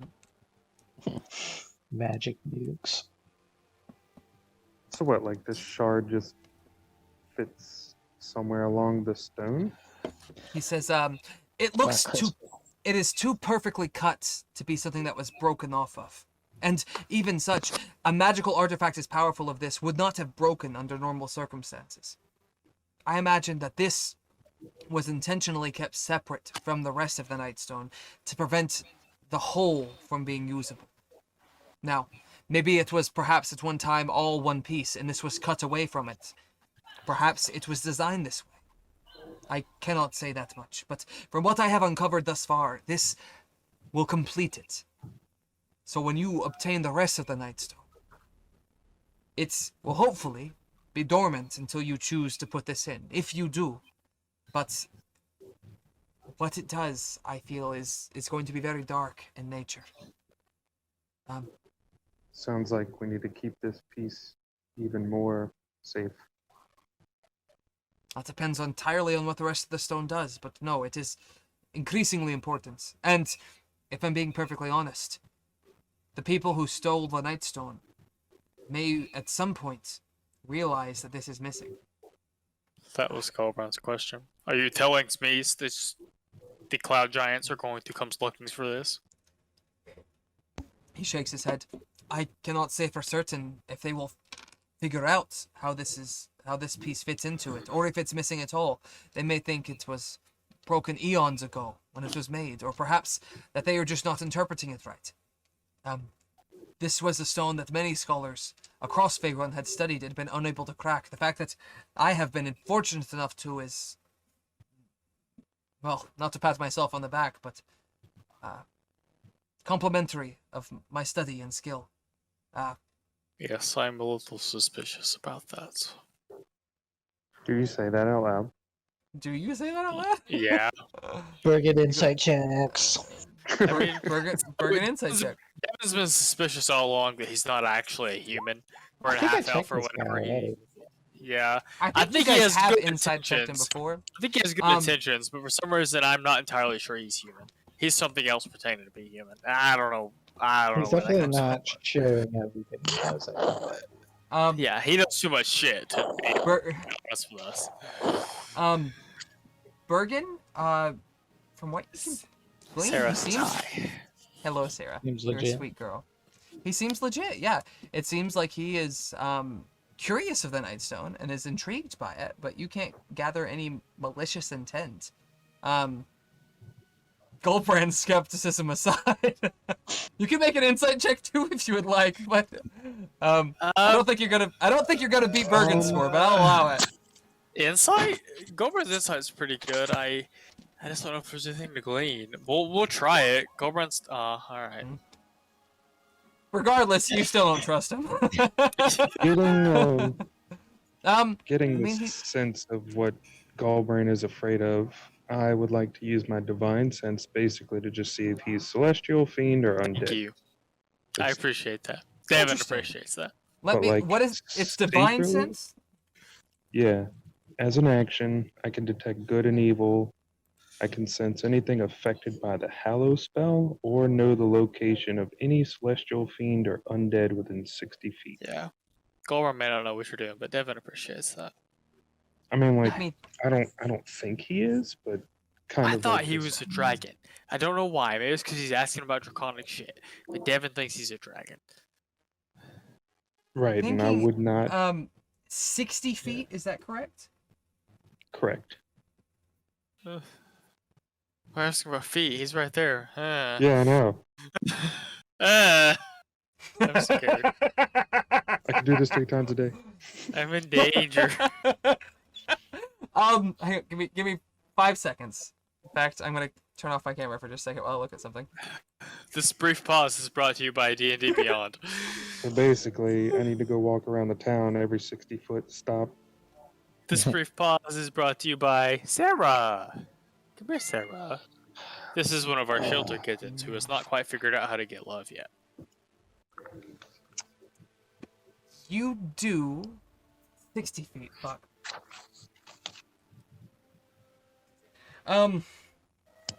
Fuck. High or low? Or excuse me, wheel or woe? Last time I said wheel and it was odd, so I'm gonna say wheel again. So wheel, so going for even. You do not sense anything celestial, undead, or fiend within your 60-foot radius. That is so ominous. Isn't it though?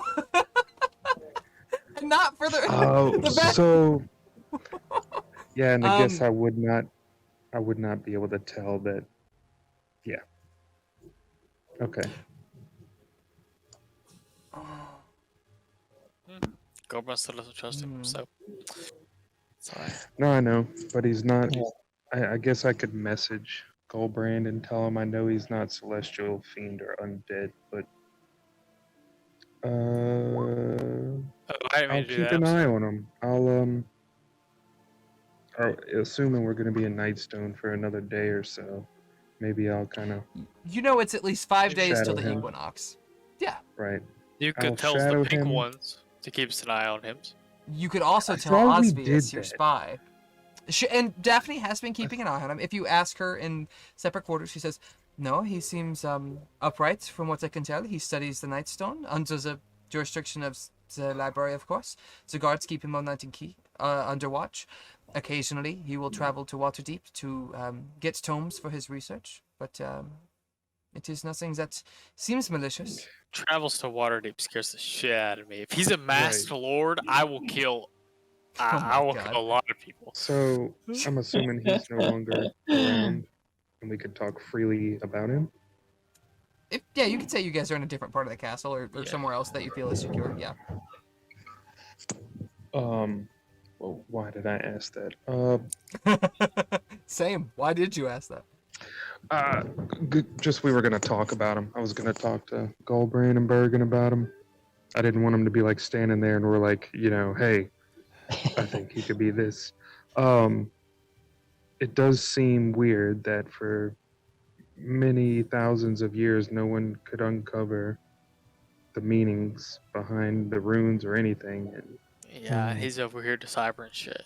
For he's sure. sitting Yeah. there snapping necks and cashing checks on the info. Well, I feel you. I was little. It was weirded me out that he was interested in that kind of thing in the first place. Like we know now that a demon, a giant, so Asmodeus, the the something Kong, well, The Scod Kong. the Scod Kong, the first storm giant, and Stone giant. Storm giant. Thank you. And oh fuck, we know this. There's a third race, A dragon, a giant, and a demon. a demon, which is Asmodeus. Yeah. So The dragon is the one you're missing. the dragon. Thank you. So we know they came together to make the Nightstone. The fact that he knows so much about it's fucking. I don't like it.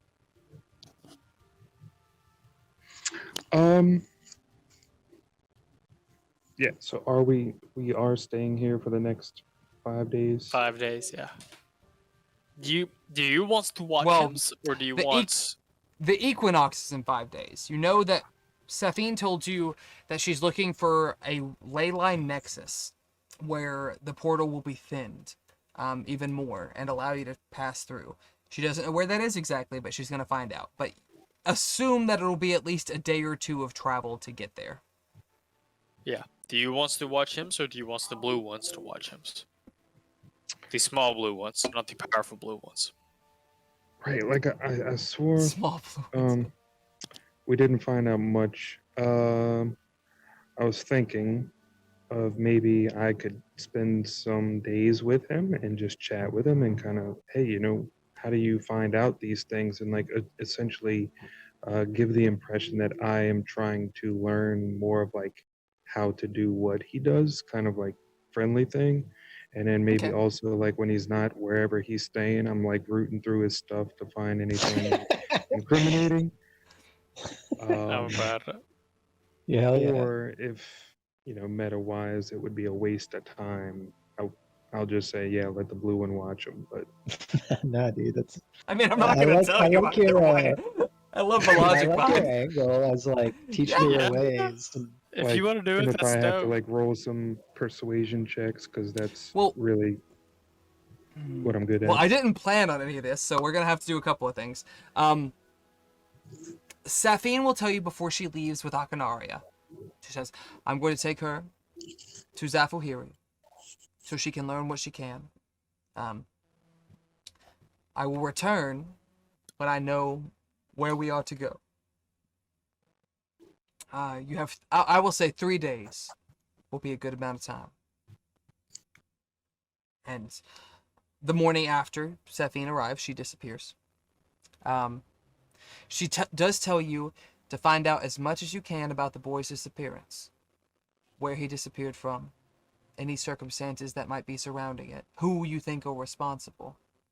Now you guys know that when Gideon disappeared, he was camping out with a friend of his, Ranrak, one of the newly freed, a younger drow boy, 14, 15 or so, who had been sort of taken under the wing of the Ardeep Rangers. He was learning the ways of archery and stealth and those kinds of things. What we'll do is Davos for these 3 days. You'll spend time with Donovan, Goldbrand, Bergen. I was about you to two will say, go- Goldbrand I had an idea for what Goldbrand would do, and if he needs to spend the rest of the time doing what Safine requested, he will. But he also wanted to go question Kodiak about anything he might know. Kodiak is not back. Kodiak was sent out with to drop off the Nightstone. Not the Nightstone, excuse me. Wow, that would be a plot twist, wouldn't it? He was sent to feel drop you. off whatever the previous the one that artifact was you had sent gotten to from. the Blue Bear Mount.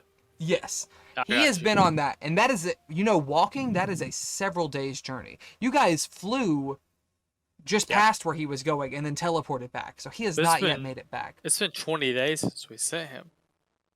Has it been 20 days? I've got my calendar up. We'll see. I could definitely be wrong. But I guess we I don't know. It's been a little while. I thought anyway. The Goldbrand Battle will of spend Bremen. his time doing what Safine requested. Let's So get you used to guys this. got back to Nightstone on the 6th of Elliot. It has just now been that 20-ish days. Is it 10 days? The Blue Bear Mound? It was only north Hmm. into the forest. It's a good ways though. Like you're going across most of That's what I'm saying. the continent. Yeah, you have to Um, cross the whole high forest to get there. I will say he was not here when Gideon disappeared. If that That's alleviates anything that. that's fine. I don't know. I'll think about it because I have to go use the restroom. But I'll think about it for a second. But that was the other thing Goran wanted to do was maybe beat the shit out of him until he told him something. But he wasn't there, so So we'll let Devin use the restroom. Davos, you speak with Donovan. You talk to him I have about. something else too. No, sure. Please go ahead. Either before or at some point in the 3 days, I would like to scry on Donovan, mostly because it gives me true sight within 120 feet. Interesting. Will Which you I drop believe the I'll- scry into chat for me? Or no, it doesn't pop into chat because it's part of an item. Right. It says. So, oh, you want the scry spell? I pulled it Right. up. Okay. And actually, I'm gonna change one thing real quick. I'm looking up two things. And I guess it's more meta because I'm not probably technically supposed to know why you had to know the 60 feet. But like I said, I have true sight within 120 feet. Let me look at our map.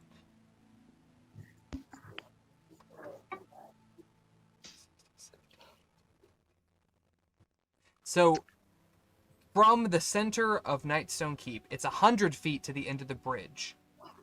So 120 would not get you much further than that. But let me look at something real quick. You are familiar with this target, so it has a -5 to their save. Which would make it a 12. Or no, it's still a 17. They get -5 to whatever they roll. Oh, okay. It's a wisdom save, which I will be Who you- honest does not bode who well. you scry? Donovan, but mostly for the true sight within 120 feet. So See, that that's a way I good could idea. maybe pick up on whatever the hell Joey didn't tell me that I could potentially see. Hmm. Celestial or idea. fiend or undead. I like it. It's a -5. It's a +4. -1 herd. He rolled an 18. You son +4 of a is 22. -5 is 17. meats. That meets passes. Mm-mm. Now, Meat Oh, saves. okay. Meets Yeah, fails for armor class, like you hit for armor class. Yes, but not for saves. Meets I got passes you. in armor class. I got you. On the first day, you don't manage to pierce through to him. You talk to him about what you've mentioned, that you're curious in learning, and he tells you, oh, well, it was, I had, studied languages for years and years, most of my life, honestly. And I had, always had an interest in stuff like this, riddles that had eluded those throughout history. I was able to lay out, with this one fragment, the rubbing that you had originally gave me, I was able to take time and assess it and break it down and realize that it was layers of runes over top of one another. 3 different alphabets combined into one. Had I had the whole stone, I might have been overwhelmed. I might have been too focused on learning the whole picture rather than what this one item meant. But this fragment, while limited in scope, may have been the greatest boon you could have bestowed upon me. It allowed me to focus on one singular thing and unravel its mysteries. Had I been like any other scholar, trying to connect the entire stone together, which no doubt is covered in dozens of such runes, it would have no doubt blinded me. I would have not been able to see the trees through the forest, as it were.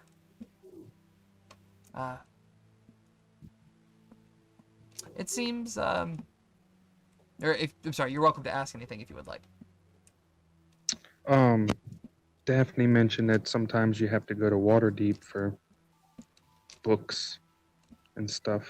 I guess, like, do you have any contacts in Waterdeep that help you out? You know, like rune He, professors.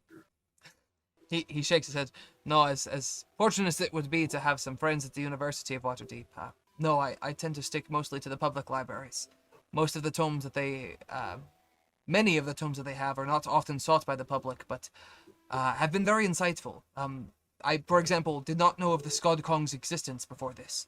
I had studied it within the University of Waterdeep to learn more about him. And you, that is only because you told me so much of them after you visited the Stone Giants. And your conquest and that had led to much discoveries there. Devin, quit it with your sly fucking looks. What the fuck you grinning about? Honestly, I believe him, but just because it's available, I'm gonna Insight check. check. 100%. I just have a And comedic I get a thing to say. 6, so, you know, he's telling the truth. You got a 6? Oh, Yep. yeah. Yeah. I like this Dev- Donovan fella. I don't know why Goldbrain's suspicious of him. Word is in the Nightstone Inn that the best place on the continent to get the information is Candlekeep.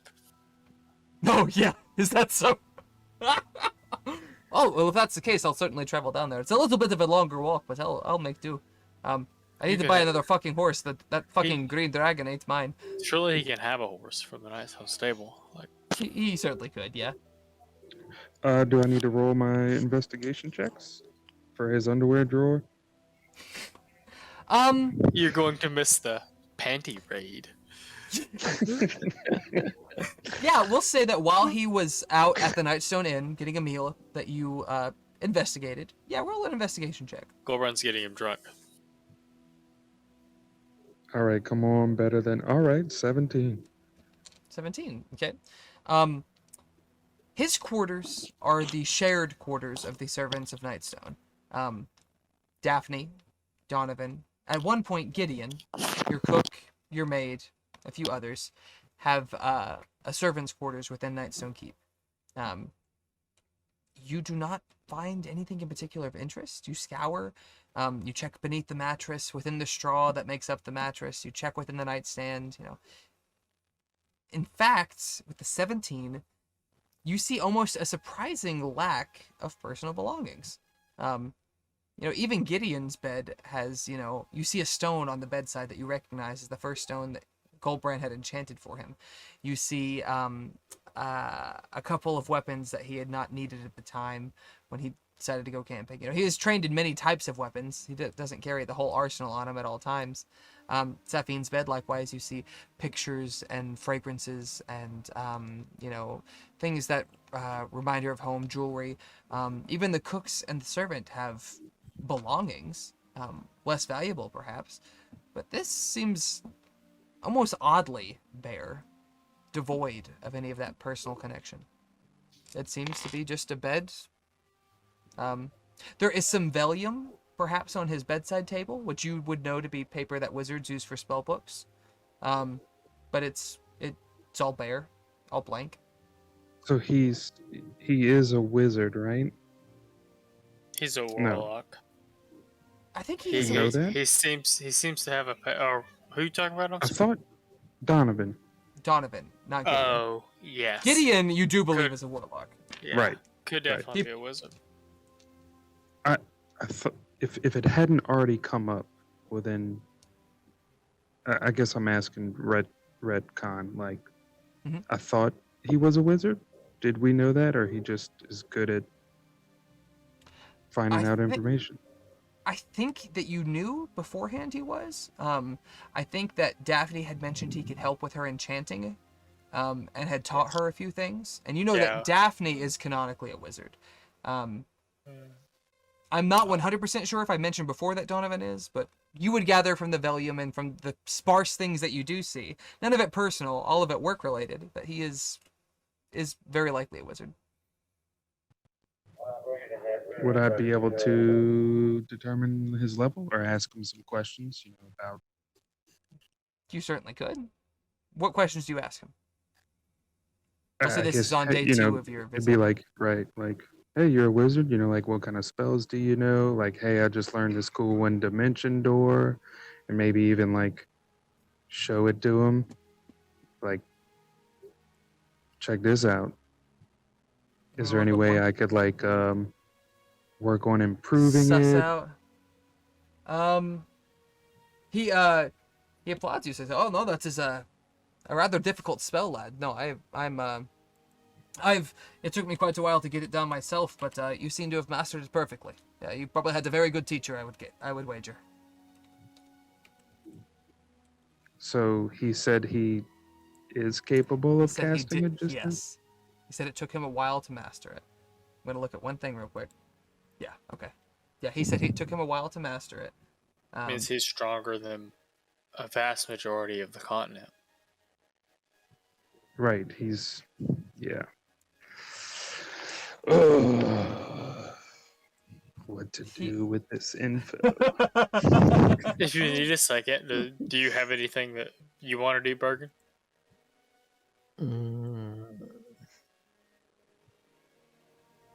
Not immediately. I was about Okay. to say.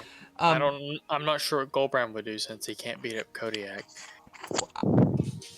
Daphne would suggest that you talk to Ranrak, who was the last person that saw Gideon. I'm not sure Goldbrand would pursue that. You and me have talked about that Goldbrand's not that worried.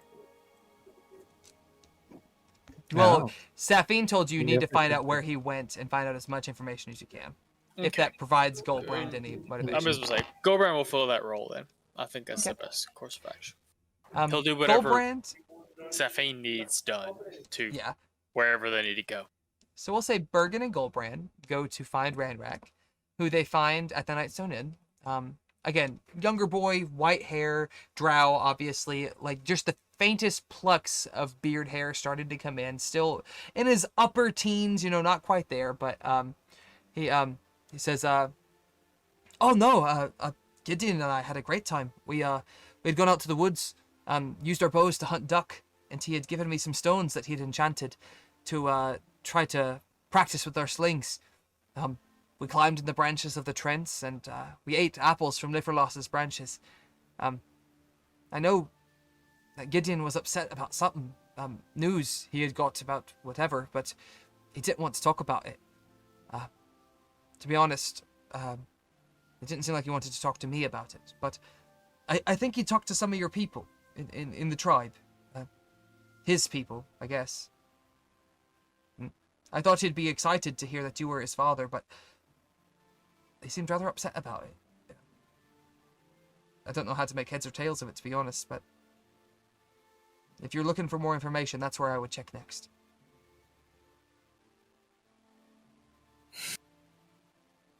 Devin sighs heavily.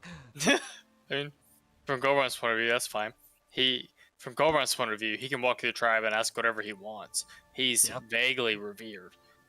You could choose to ask more of Ranrak if you chose so, but he's telling you, "I went to sleep, I woke up and he was gone." Does anyone else want to ask him anything before we go question the Uthgard? We'll Pretty say believe- Davos is tagging along too. You can do 2 things in a day. You got anything, Goldbrand or No Bergen? further questions, Your Honor. Yeah. Yeah. Okay. You guys make your way to the tribe. Is there anyone you want to start with, Devin? I will ask. Oh god damn it! The one that killed the rock, Griselda. If Griselda is with Kodiak, actually. oh no. Yeah.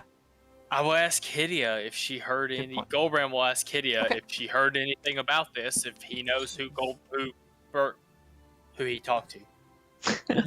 You go to Hydia, and you find her talking with another woman, younger than Hydia, red hair, just as Hydia has, braided on her sides, 20s to 30s perhaps, very strong, very stout, weapons at her side, dressed in fine furs, a bear skin, not unlike Kodiak and Hydia wear, and resembling Hydia a bit.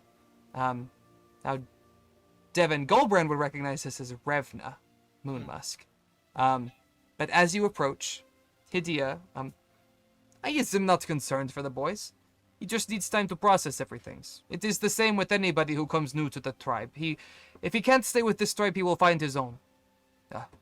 And now that we are rooted again, and with the peoples that Rikers and Myra's brought with them, our tribe has grown. I've been able to separate the claws back into the claws and the fangs. Kodiak, when he returns, will resume his role as First Fang. And Revna here will be named First Claw, as her father before her. And the rest of you realize that Revna is Goldbrand and Hydia's daughter. Our oldest daughter, I believe. Your oldest, yeah. You're Yeah.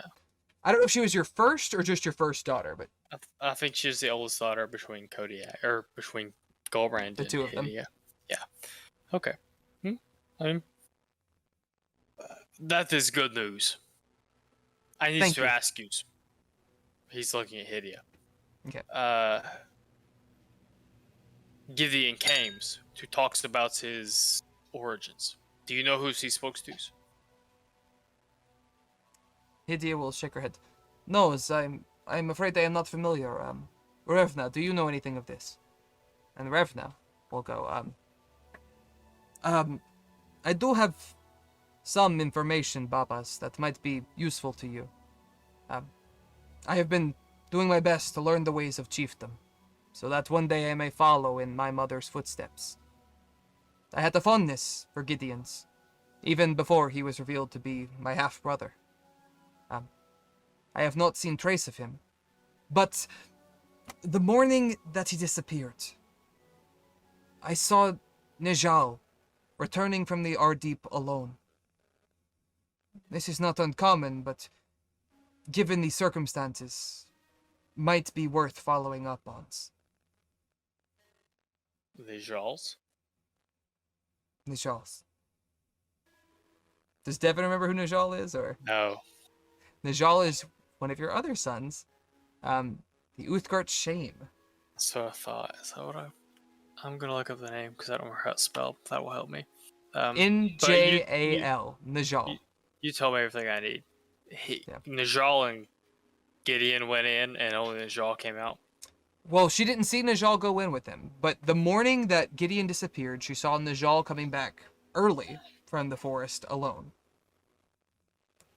As far as you know, Ranrak believes he knows anything about this? He was, this child was with Ranrax when he went missing. Did Najals go into the forest with his groups? Revna shrugs and knows that the boy went missing through the nights. And the next morning I saw Najal come through, before I even realized that Gideon's was missing. I cannot say he had anything to do with it, but I know he was in the woods the night of the disappearance. You may know some things.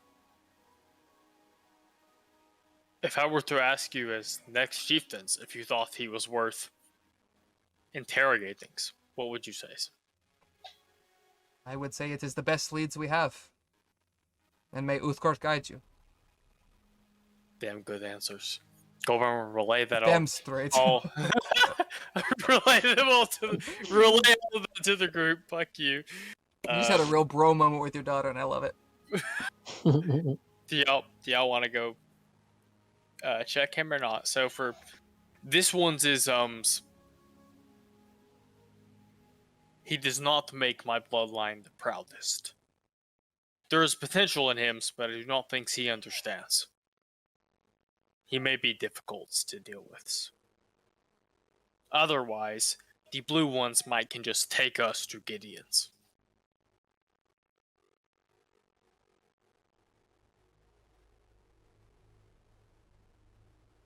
What do y'all think? Do you want to just go find Gideon? Or you want to go talk to this guy? You said he's your bastard kid? He is a bastard kid. I don't think he might be me and Hydia's, but I don't remember. I'm gonna look that up right now.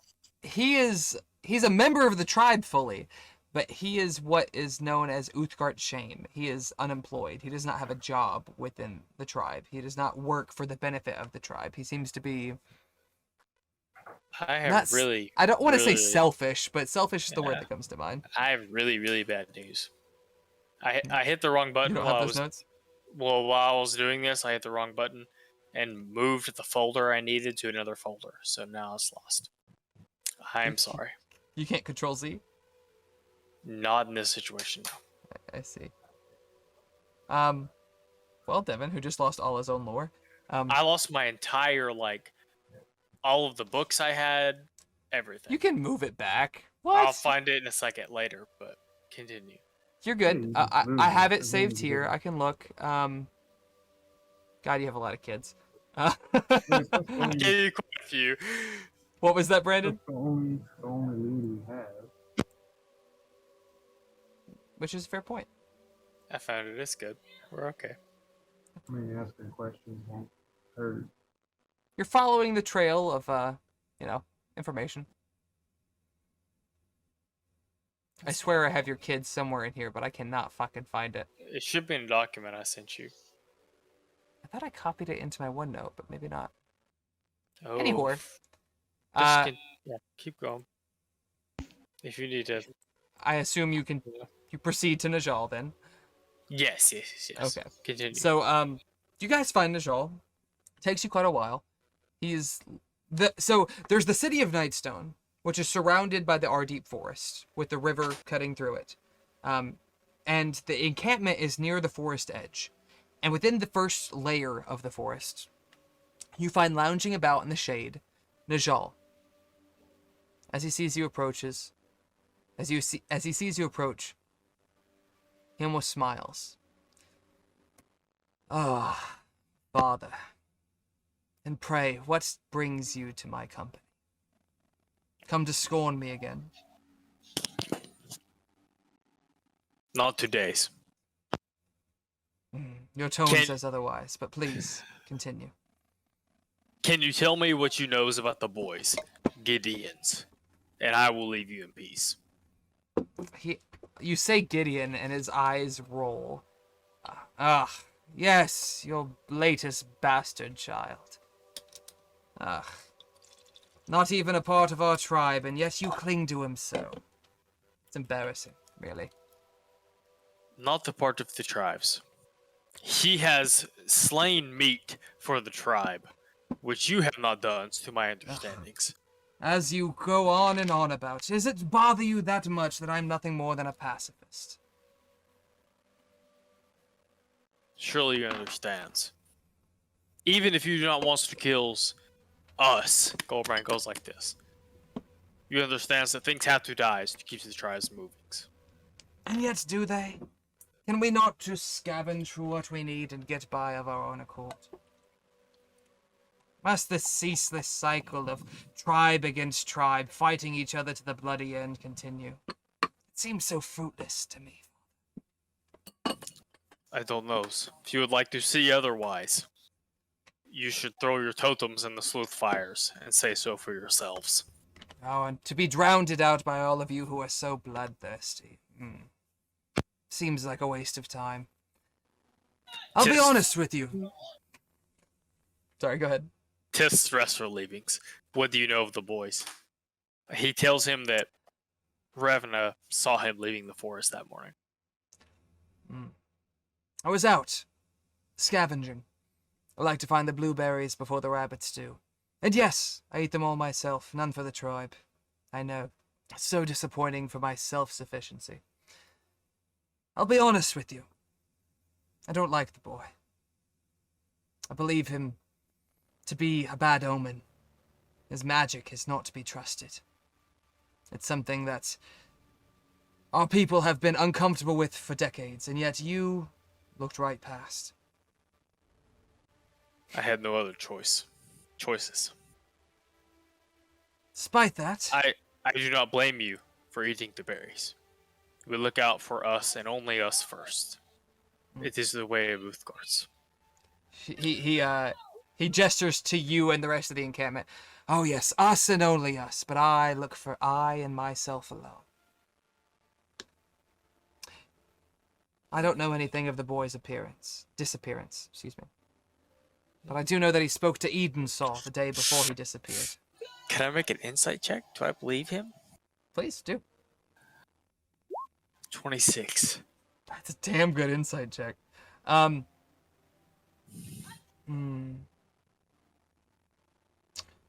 You gather that Oh, and this is a complicated subject for Nishal. Oh, if you Um, need just a second, the document is called Goldbrand's Descendants.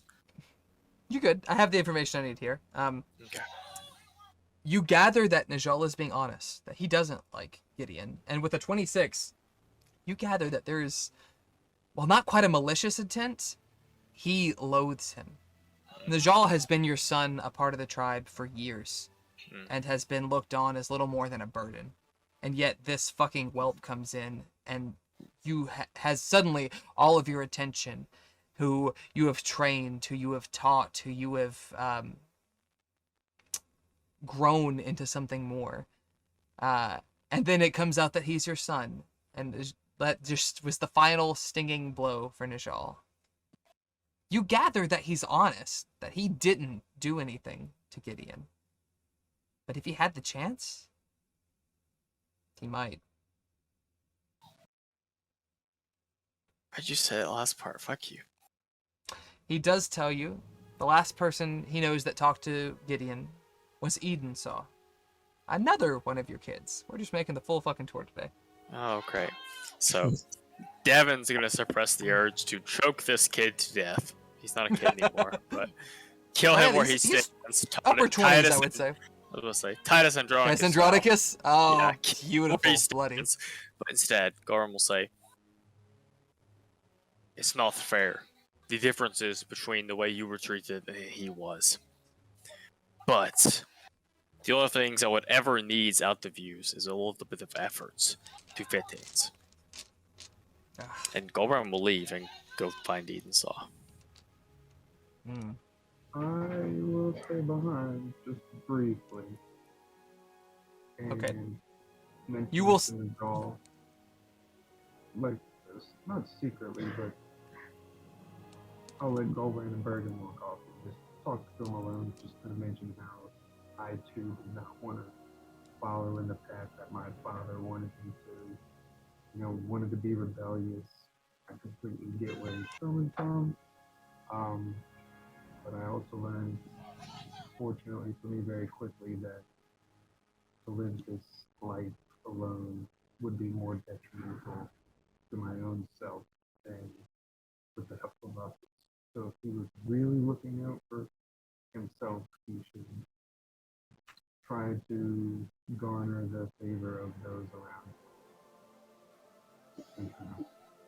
Like, you're better off if you are part of the tribe, whether or not you agree with their customs or not.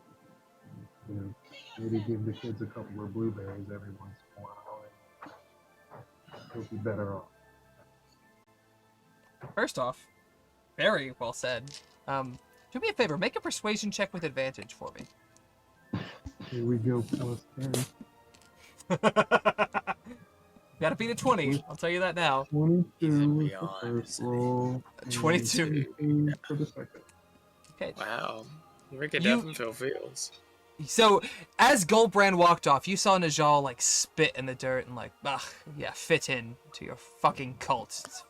He mumbles under his breath. Not loud enough for his dad to hear him, but loud enough for you who lingered back to hear. And upon saying this, he had almost treated you and Bergen as if you weren't there. Like, his dad was the only thing he was focused on. His eyes shoot to you. And as your words hit, he softens a bit. This life is not what I asked for. There are people who live in cities, well-educated, well-fed, well-bred. And yet I am cursed to lumber in the slums of my existence. If I were to even try to go within the cities, they would have me killed as some savage. And yet, the city that you have created, different. Perhaps I will take your words to heart, Bard. And he'll throw a bag at you. And inside, find about 10 blueberries. Mr. Najal walks off further into the wood. That was a beautiful encounter I didn't expect. And then, like, there's plenty of vegetables in Nightstone.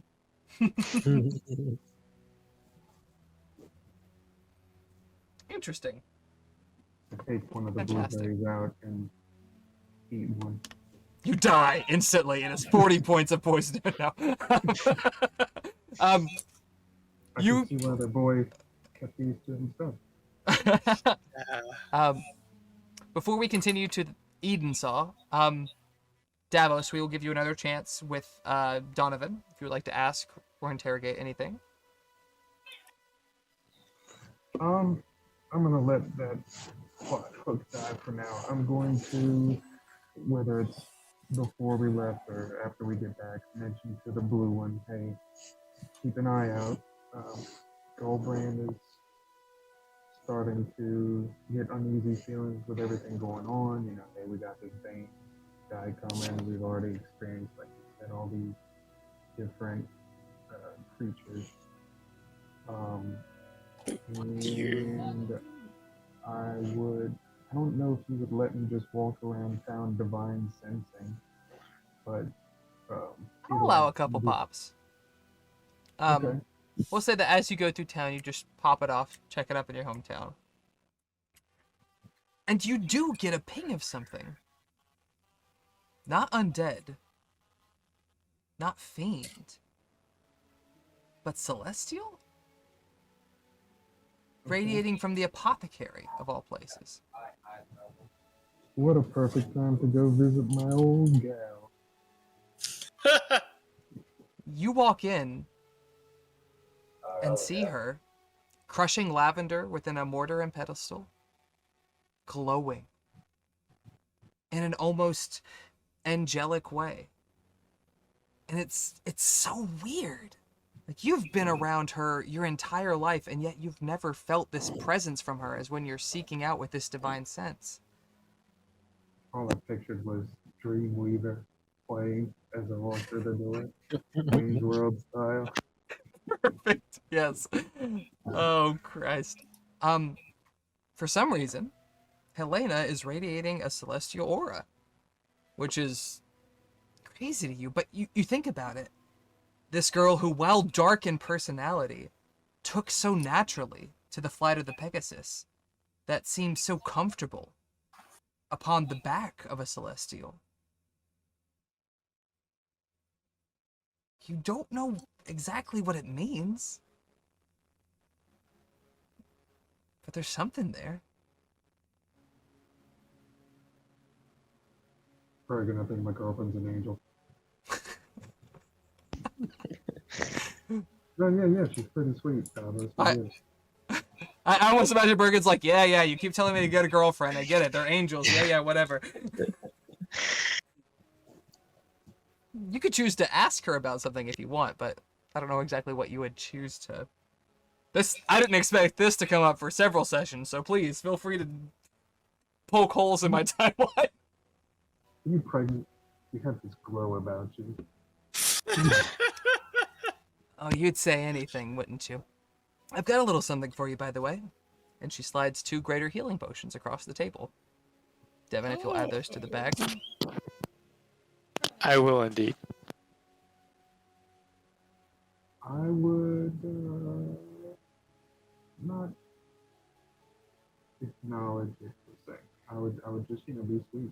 I don't know what smells finer, the lavender you're crushing or your beautiful hair. So fucking cheesy. I love it. She goes, I'll save it for later. Oh, I see Devin messaged me something, so maybe I should check that. It's not important. Okay, even better. She tells you, you always know just what to say, Davos. That silver tongue of yours, it's gotten us both in and out of more trouble than I could count.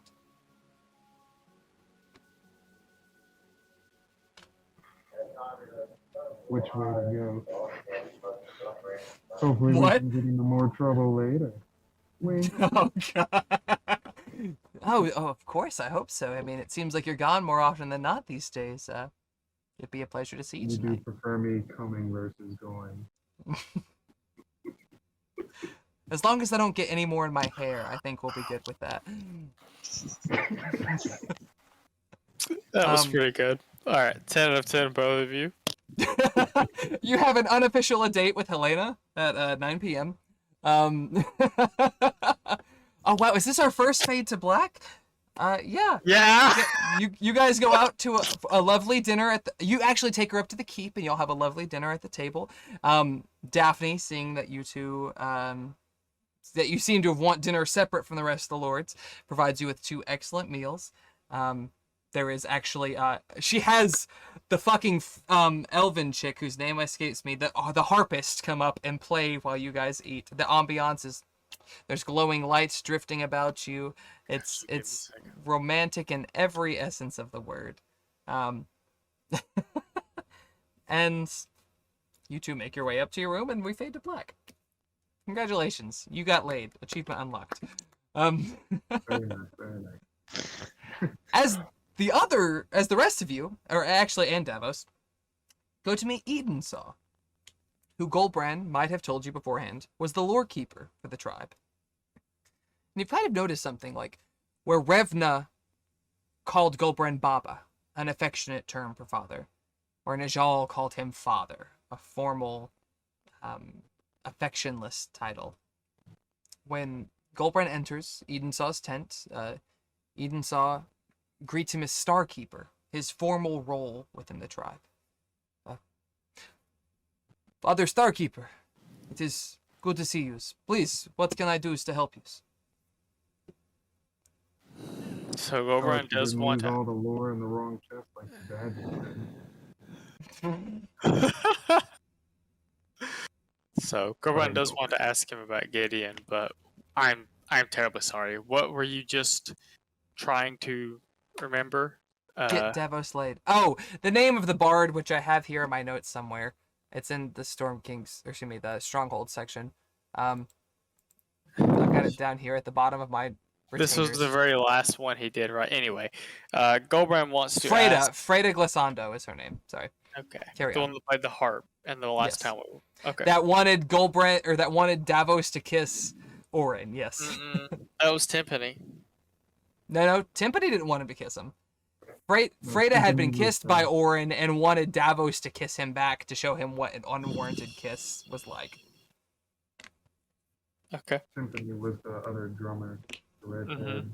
Yeah, Timpani was along for the ride. She was like, fuck yeah, you're getting the band back together? Goddamn right, let's fucking go. Took 2 shots and ran out the door. Okay. I feel you. Sorry. I'm a little jumbled because it's been a minute. Better track of the bars than his own kid. Goldbrand has a lot of kids. I only documented like 5 of them. Goldbrand says, you were the last ones to speak with the missing Uthgar's child. We are vaguely interested in the last thing that you spoke with him about. Oh, but of course, Starkeepers, I would be more than happy to share all the details of our encounter. I had come to Gideon's to get his story for the tribe, to find out his origins, where he came from. As you understand, it is my job to record such things in our oral traditions. I am, and he looks to Davos and Bergen, I am not ashamed to admit I have quite a sharp memory. For example, and he points to you, Bergen, he says, you were the one that brought Kodiak back when fighting Kyalitica and the dead Thane. You are well respected within the tribe. He points to Davos. And you were the annals of history guy, right? Yeah, we talk every time the forest water flows heavily. That always comes up, without fail. You are well remembered within the tribe yourself. But... I do have my moments. But with fade to black last night about annals of history. Anyway, I went to speak with Gideon to get his story for the tribe. He spoke of his imprisonment, what he remembered. From what I understand, his entire life had been that way. Sold at a very young age into slavery. And when he spoke of his escape, he mentioned that something called to him. That something told him that if he was willing to do whatever it takes, that he would be able to free all the slaves and avenge his mother. But I asked him, avenge his mother from what? And the boy grew quiet. Notably less talkative. He normally can't shut up. It's amazing. And he asked to continue our discussion later. Well, I obliged. And But that evening, he told Daphne and Tydeus that he was going with Renrak to go camping. Within the Ardeep Woods, under the territory that is watched by the Rangers. They thought nothing of it and granted his wish, but the next morning, he was gone. I do not know what Gideon's powers come from, but I do not believe that they are of Uthgard. They are not like yours, Starkeeper. They are not powers of divination and wisdom. I worry that the child is touched by the Fae. And if I am being honest, if he has disappeared in such mysterious circumstances, I would be remiss to voice my suspicions that they are not a part of it. What makes you believe he is touched by the Faes, specifically? His powers are not like what you possess, what other Starkeepers have possessed. It is not a common thing for Uthgard to be blessed with such magics. You know this, of course, more than anyone.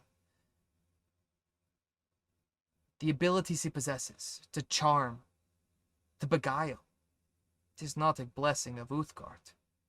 It is trickery, in its purest form. Even if he can enchant stones as you do, Father, there are others that can do so as well. And the other talents I have seen him display, putting things to sleep, attacking like things with hide my bursts. head. Yeah. Attacking things with bursts of energy. It is. I have seen Lord Valkyr and Lord Davos do such things, but never in Uthgard. And I do not think it is something he learned solely from them.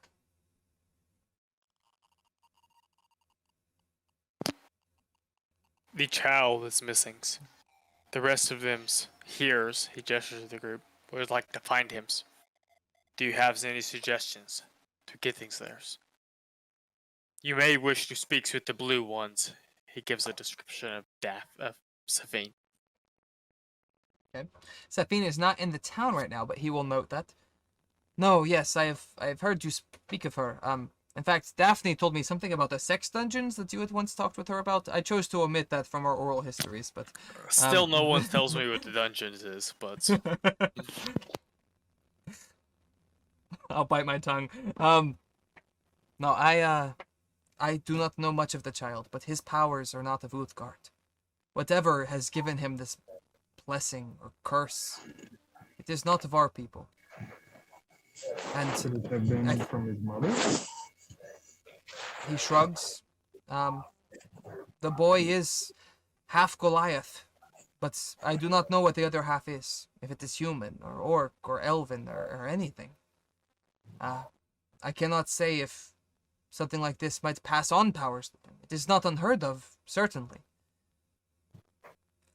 But the sudden arise in them, at his age, I feel is uncommon for those who are of magical blood.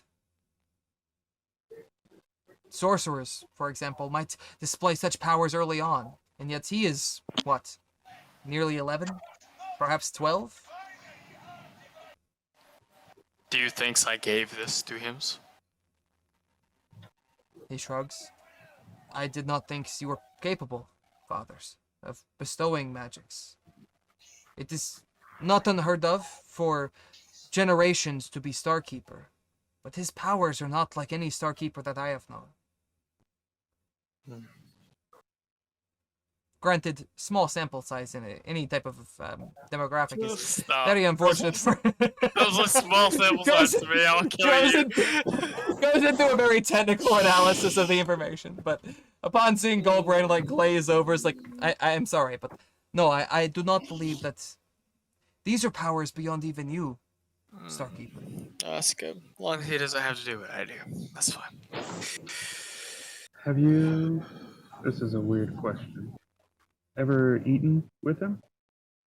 Does he eat differently? Joey doesn't know where you're going with this, so I'm confused, but, I mean, he has eaten among the tribes. He eats, berries and meats, and he does not seem to be vegetarian. What do you mean? Why are you concerned with the boy's diet? You know, just trying to find out anything and everything, the smallest lead. If he, is maybe more carnivorous, maybe like to eat blood sausage. I know we're just trying to find his origin. We know it's half Goliath, but is it half orc, half some other beast? I do not think he strayed from any one type of food or favorite one that I can recall. But he did have an unusual habit. He would like... actually, give me like 3 seconds, because I wasn't expecting any question like this, so I'm going to make sure that this is right before I say anything. I am Remember, gonna he used to bounce, shave his guys. teeth, Goldbrand. What was that, Spencer? So, I am gonna bounce, but you guys feel free to finish up the sesh. No, take it easy, dude. Yeah, it's good Yeah, seeing y'all. we'll wrap up here in just a minute, but thank you, man. Hope you have a good night, and we'll catch you next time. Yeah, later. He will say, I did notice one odd things about him. He would take his berries and freeze them before consuming them. Part of his magics. Something I thought not, didn't think much of. Then perhaps maybe they were more refreshing that way, but he would use some type of spell to freeze the blueberries, blackberries, strawberries whole, and then eat them. I cannot say what that origin is, but Father, I do not believe I have ever seen you freeze anything such as that. Yeah, I need a little bit of help. Can I roll any kind of check for you to give information? Because Devin puts that together pretty quick, but Goldbrand would not. Roll, investigation. I'll even say insights. Let me look at About an arcana. Arcana. I would allow. Insight History, or yes. Arcana? History? Insight, Arcana, insight, investigation, or history. Alright, insight is my best one. 15. What do you got, Goldbrand? Or I'm sorry, Devos. Oh, you said Insight, Insight, investigation, history, or arcana. 7. Why would you want to chew on frozen mean- berries? It's fucking disgusting. You Devin ever hates had a frozen berry? For reference, 15. Devin hates frozen fruit.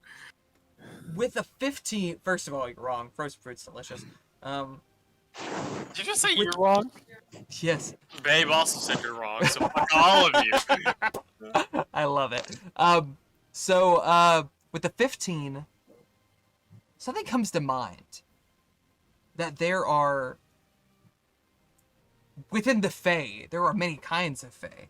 There are good and evil, and there are those in between. But they are often defined by the courts they reside in. The summer court, the spring court, the fall court, and the winter court. And something about the manifestation of cold magic bothers you. Even as a druid, technically you can learn these things, but it's not something you seek out. And yet this seems to be something innate within the boy. And it makes you wonder if there's not a connection there. If this... Between the cold courts, so to speak. Yes, Yeah. indeed. I see. With Goldbrand that- would expound upon that to the group. Or, well, he would. That this fucking cold magic phase don't like that shit. Yeah, I don't know what that means, meta or Davos. If he is, if he is with the Fae that are cold, as Goldbrand's clan will call them, we need to find some Zooms. Things will not be wells for him. I would Oh, agree. and actually, when he says this, Davos, you recall talk of a Winter Queen? Something that Azazel had mentioned? The Queen of the Winter Court? And you know that Safine had said she was believed to be Azazel's mother, and a powerful dark force at that. You know, if anything's connected to her, it's probably bad news. And with that, And you on thought the it was thir- a stupid question. Uh-huh. I mean, it was something like, I don't know what to do with this, but it's a good question, so I'll give you something. Like, um, with that, on the third day, Safine appears before you. Says, "All right, Shug, I know where we gotta go, but it's a big place. We're gonna have to spend some time combing through it." Go to the You guys- winter court. Ah, well, that does narrow it down quite a bit, doesn't it? I'm afraid I won't be able to get you directly there, but I can get you across to the Feywild pretty easily. Thankfully, within the Misty Forest, there's a ley line nexus that we should be able to get to. I gotta find exactly where it is, and it's gonna take some time, but she holds up a scale not unlike the one that she gave Tally. This should help us find it pretty quick. I gather that Zatari is too wounded to carry on, at least for the time being. And I believe Sir Talaband is going to be keeping him some company. But between the three of you, I think we can get you there all right. I can't go with you, unfortunately.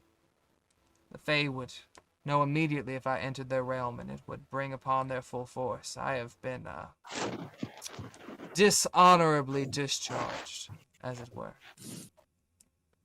But Is there any advice? I've never been to the Fae. Is there like magic fairy dust that's gonna make me lose control of my own actions that I need to watch out for? Is there? Oh, there's lots of things that'll make you lose control, dearie. There's lies that they'll trick you into. That's something you should be aware of. You cannot lie within the Fey realm. Anything you say becomes truth. And if it's something that you can't live up to, it's something they'll take you for. Wait, did you say I could speak a lie and it will become true? As in, if you say, yeah, I'll do that for you, you will have to do that, or you will die. Yes, I do remember childhood stories of never making a deal with the Fae. The tricksy ones. Clever beyond recompense. And as someone who has done... Wheeler Woe, Devin. Whoa. It worked out for you this time. You got a 9. I shall tell you... 9! And take it from someone who's learned the hard way. Never steal from a Fae. Goldburn Bank set up hardcore. Raising the tribe, he's all about. He is all about, like, do not do a fucking things they ask for yous. They say, they ask you any questions, you fucking don't answer it the best you can. They speak in half-truths. Just enough truth to get by. Just enough honesty to seem like they're on the up and up. But the Summer and the Winter Queen will both rob you blind in an instant. Take everything that you are or ever will be. You Sounds say like you we should believe... just wait for a Gideon to come back. Well, that's a whole nother thing, sure. I should warn you that time moves differently within the Fey realm. Even within different parts of the Fey realm. You could spend a week in one section of the Feywild and come back and it been but an hour.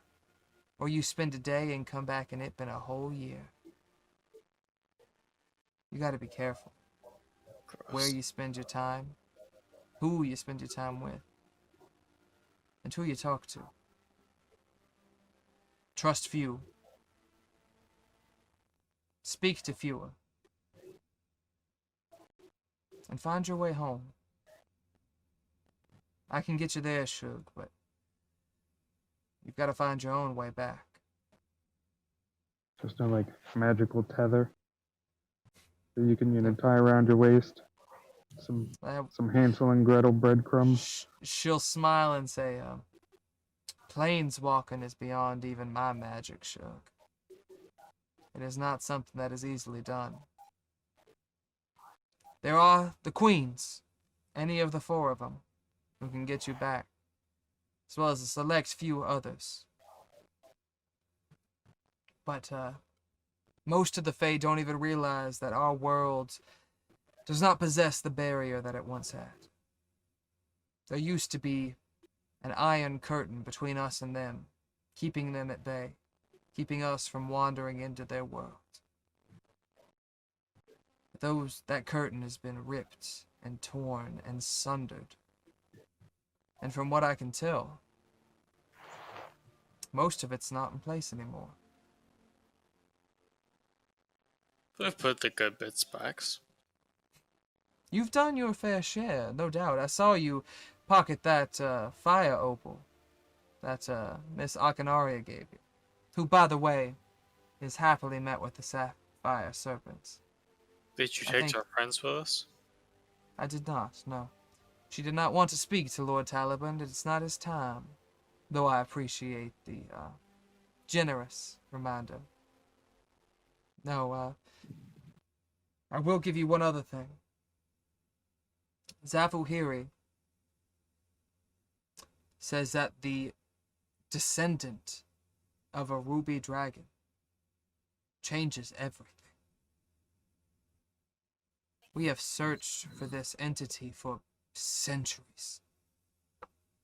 And if there is some proof that he lived beyond what we know, that opens up an entire realm of possibilities.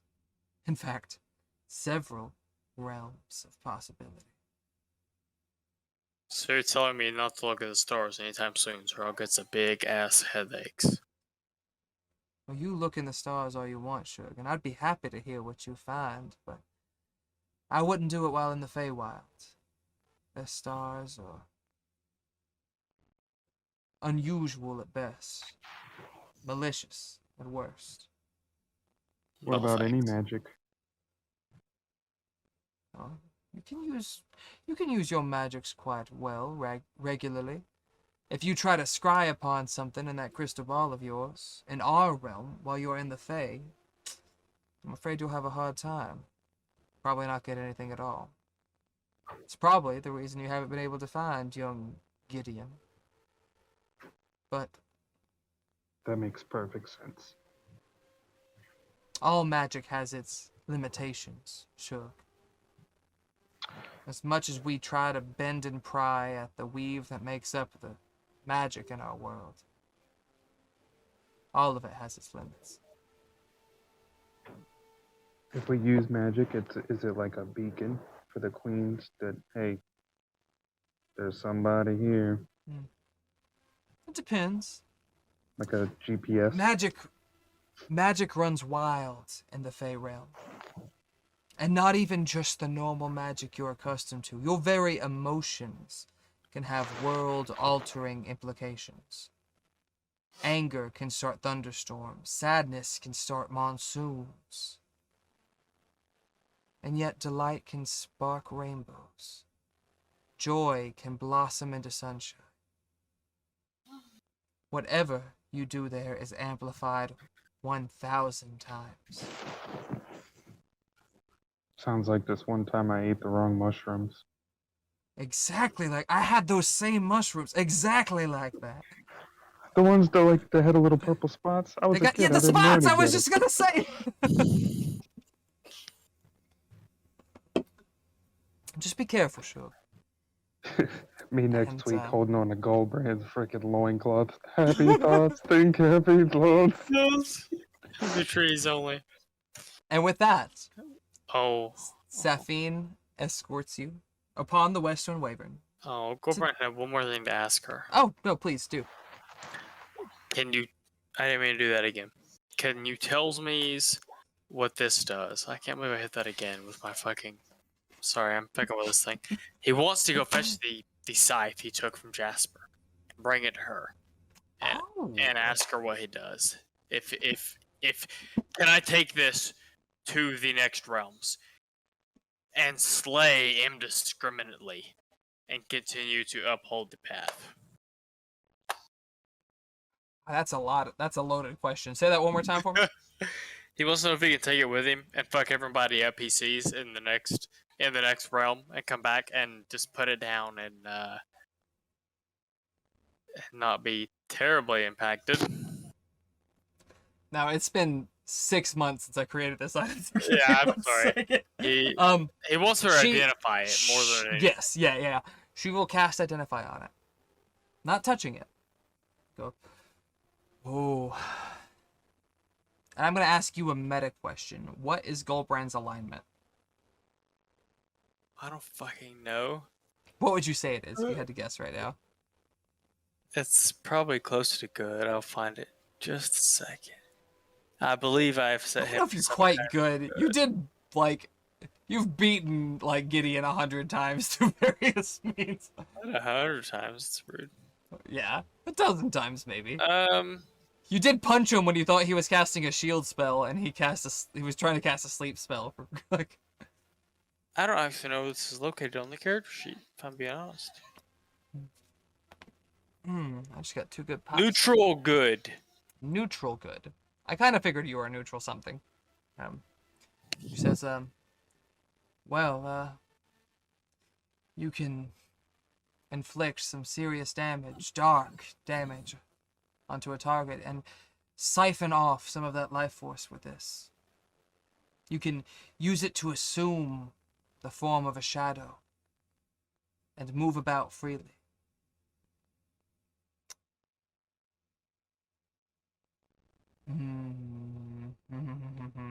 I don't know if Identify actually tells this, so let me Google one quick thing.